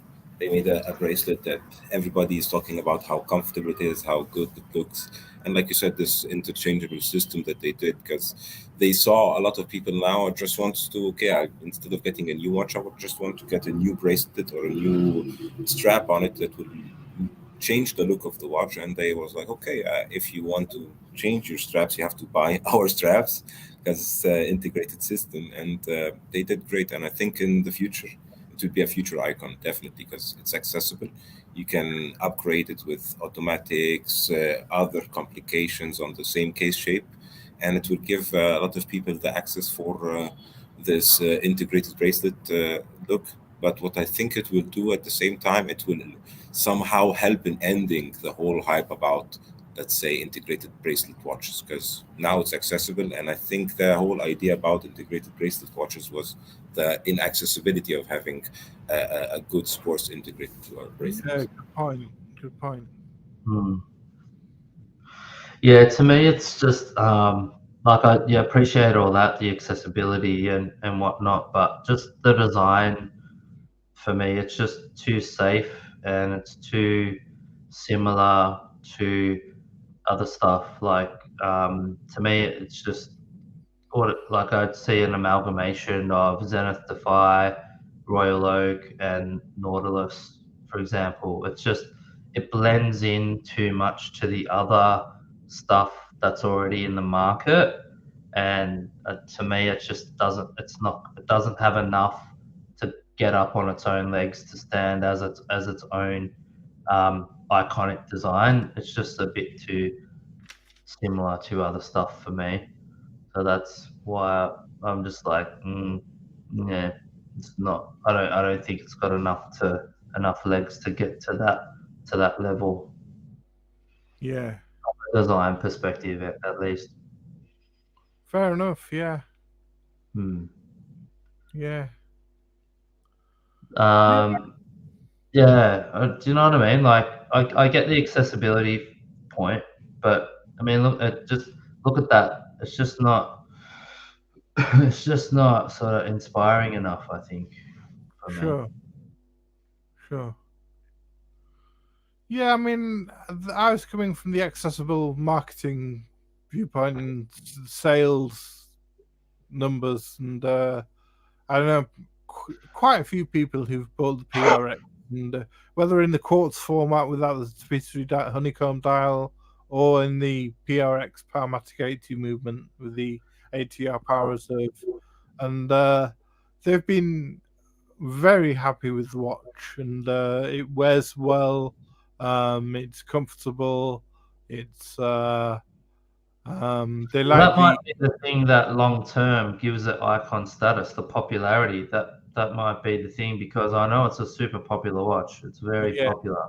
A lot of people love it, and maybe in 5-10 years, when they've fucking flooded the market and they're out there, it just takes on that status. Maybe that might give it that status for sure. Yeah, I get that. Yeah. I just wouldn't buy it. Just to me, it's just, I don't know. I'm just not into it, the design, to be honest. Yeah, fair enough. Okay, then on to my last choice, and Orange Hand mentioned this one in the last show, and we talked about it briefly, so I had to bring it up.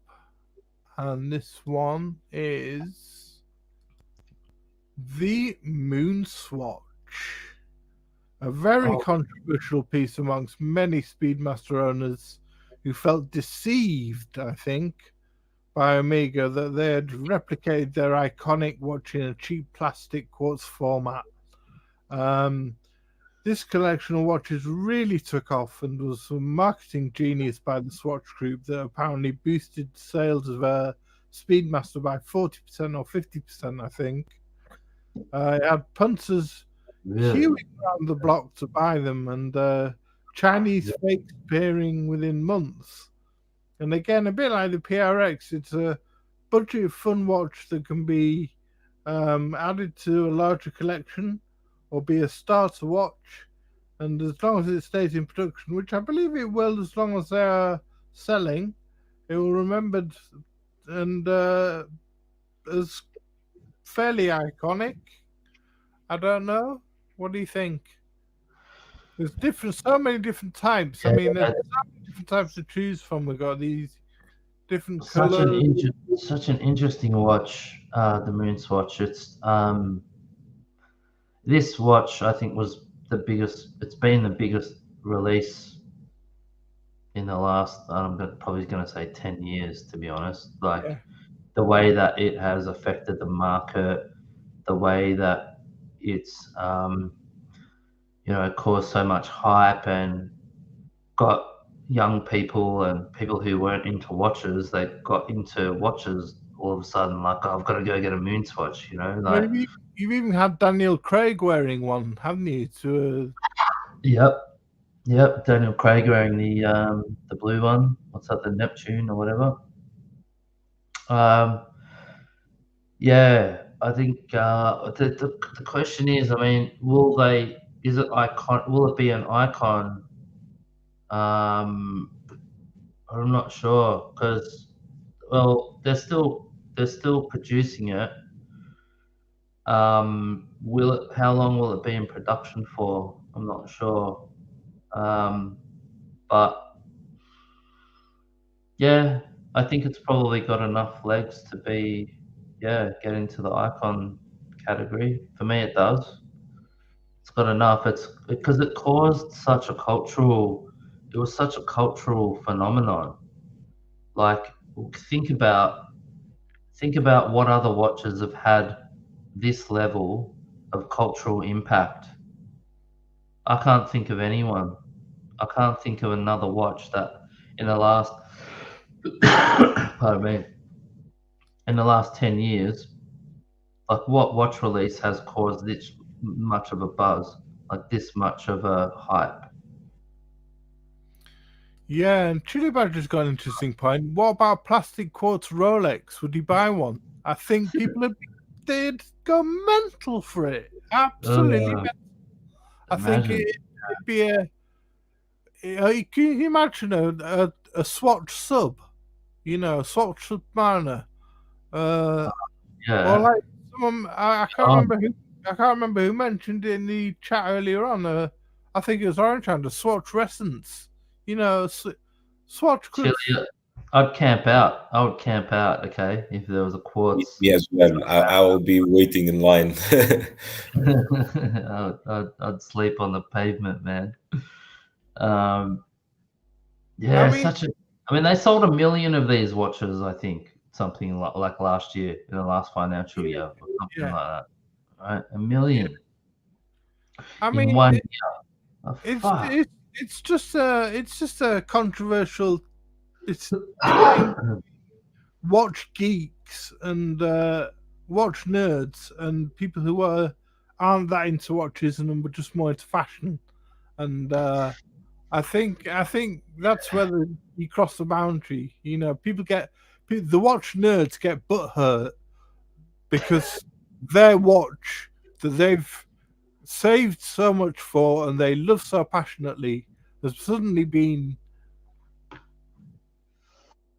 you know, car crashed by into a plastic version, and they get so hurt, and you know, it's like my Speedmaster has been.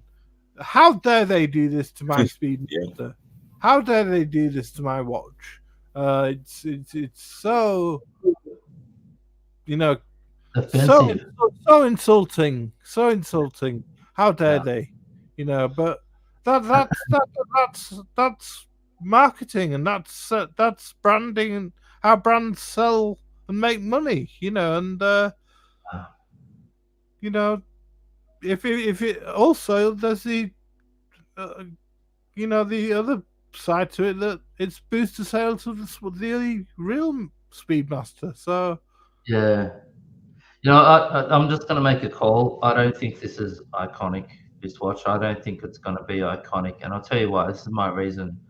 I don't think they're going to keep this watch in production. I reckon they'll stop production of this watch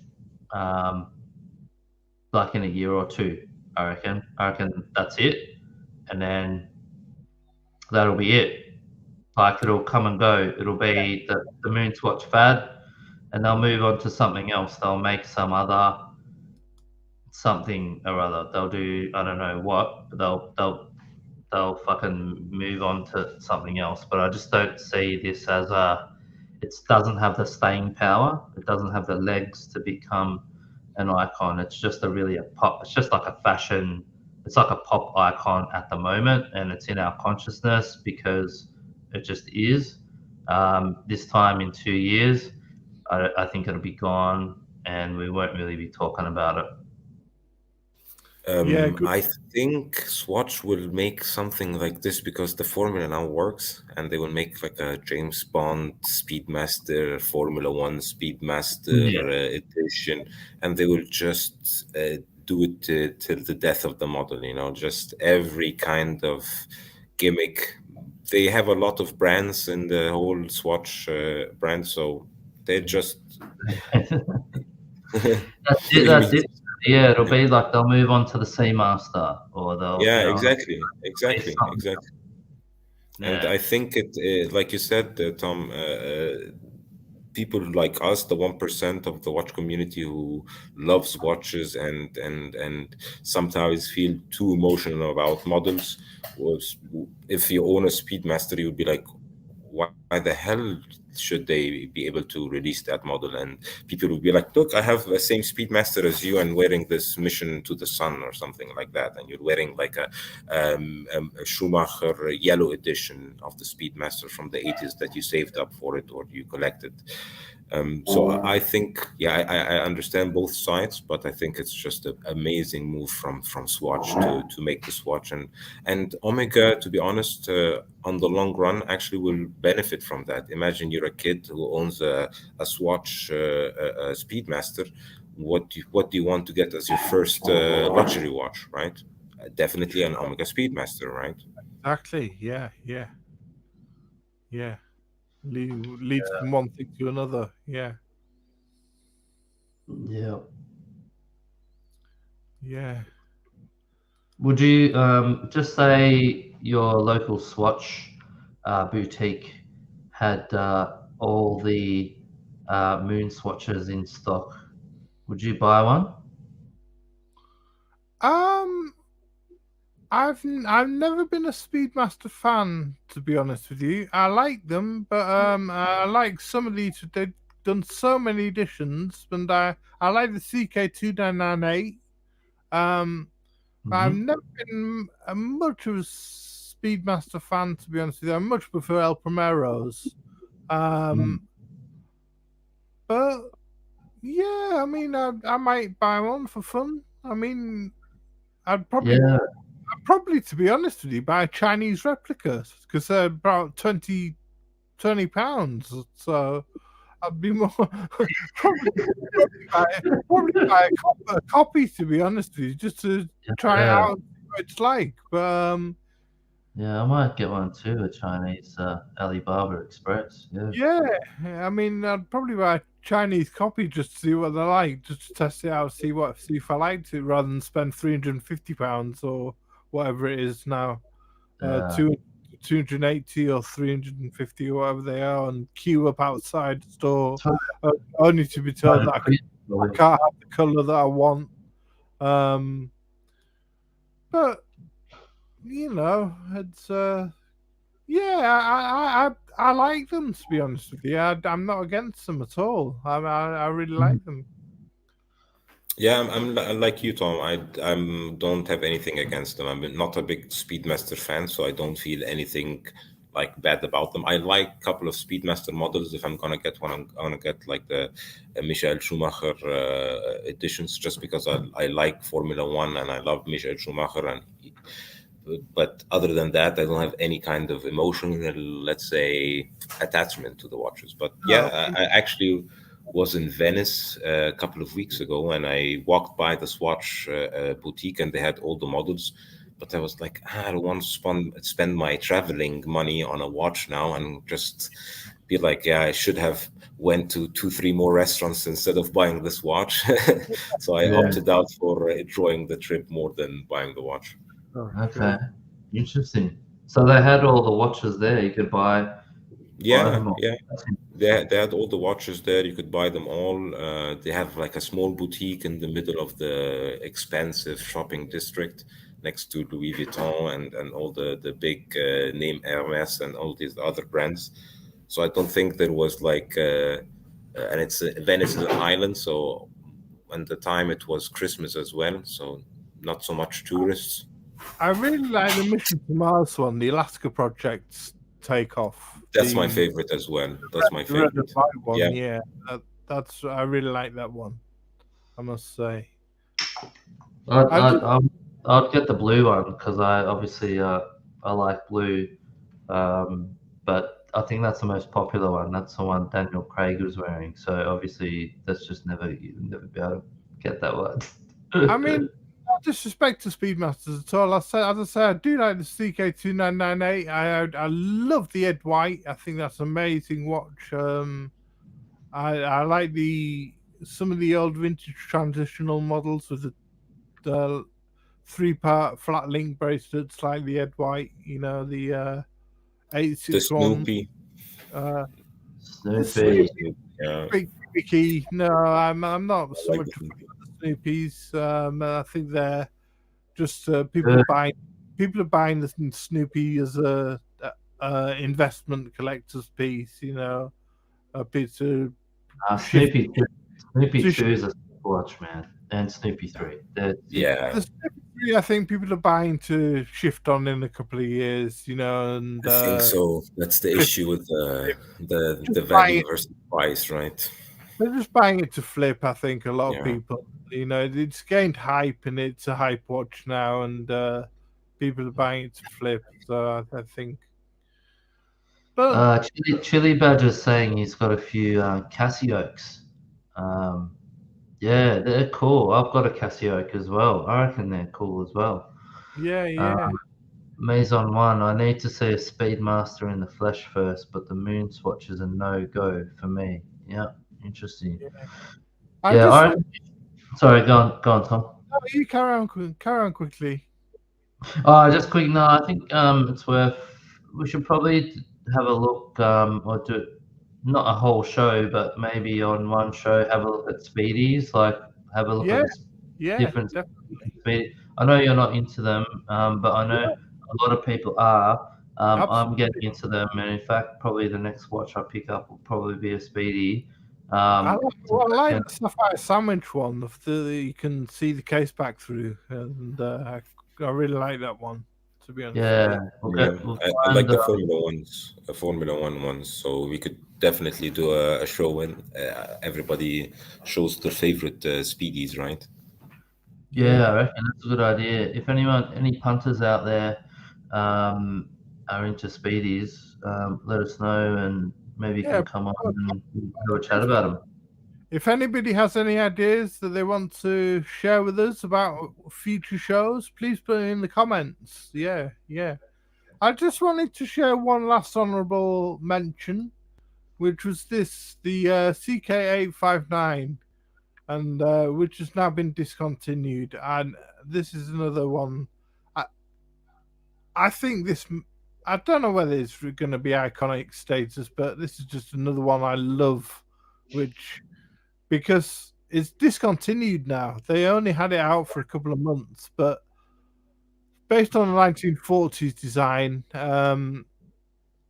this for me is, I love Omega, and this for me is, it's a bit of an icon for me.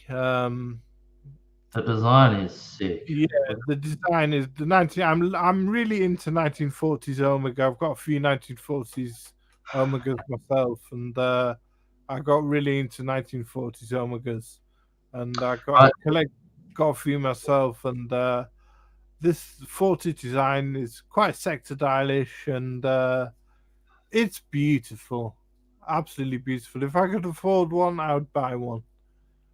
Did you know much about the history of this watch, Tom? Like, okay, so it was a 40s design. Like, do we know what happened from then until now when it was re-released? Like, No, I don't know that much about it. No, I know it's a hand wound. It's using the hand wound. I'm not sure. I've forgotten which movement it is. I'd have to go back and check. The hand wound. Because I just wanted to tribute to classic 1939 model. 1939 model using the 8926 caliber. Classic. Yeah. It's a tribute to the caliber 930 T2, which is a classic Omega caliber. There's a stalwart hand wound caliber. The 30 T2 was a amazing caliber used through the 40s and the 50s, and just a brilliant movement. I've got it in a couple of watches that I own, vintage Omegas, and it's a beautiful movement. Really easy to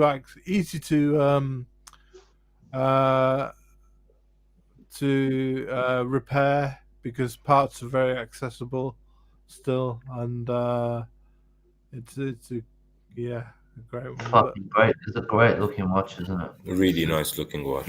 Yeah. Well, why did they fucking Omega? Why did they only bring it out for a few months? Like, that's just bizarre. It's bizarre, isn't it? And they didn't publicize it much. It was really under the radar. It was really they didn't publicize it much. So just to pop this on the end. It was good to end with the MoonSwatch, but I thought I'd just chuck this in just for the last bit. So but honorable mention, maybe. Yeah. So thank you for joining us, everyone. It's been a really interesting show. Thank you to Jonathan for joining us, Jonathan Quell Higgins, and great to see you all in the chat. If you want to give us a thumbs up, and that'd be really great. And if you're not subscribed yet, there's an invitation to subscribe. And as I said, if you've got any suggestions, anything you want to talk about, anything you'd like us to talk about in future shows, please put it in the comments. And yeah, we'll consider it and try our best. You know. Thanks, JJ. Yeah, thank you. Everybody in the chat. Thanks, Yeah. PCB. Thanks to Jonathan as well. thank Great you. show. Yeah. Abdul, Thomas, and everyone in the chat, and obviously, and Jakey, obviously, great show, great chat. Icons, great topic. Yeah, and take care, everyone, as Chili says. So Yeah. take care, everyone, and we'll see you in the next show in a couple of weeks. Later. Okay.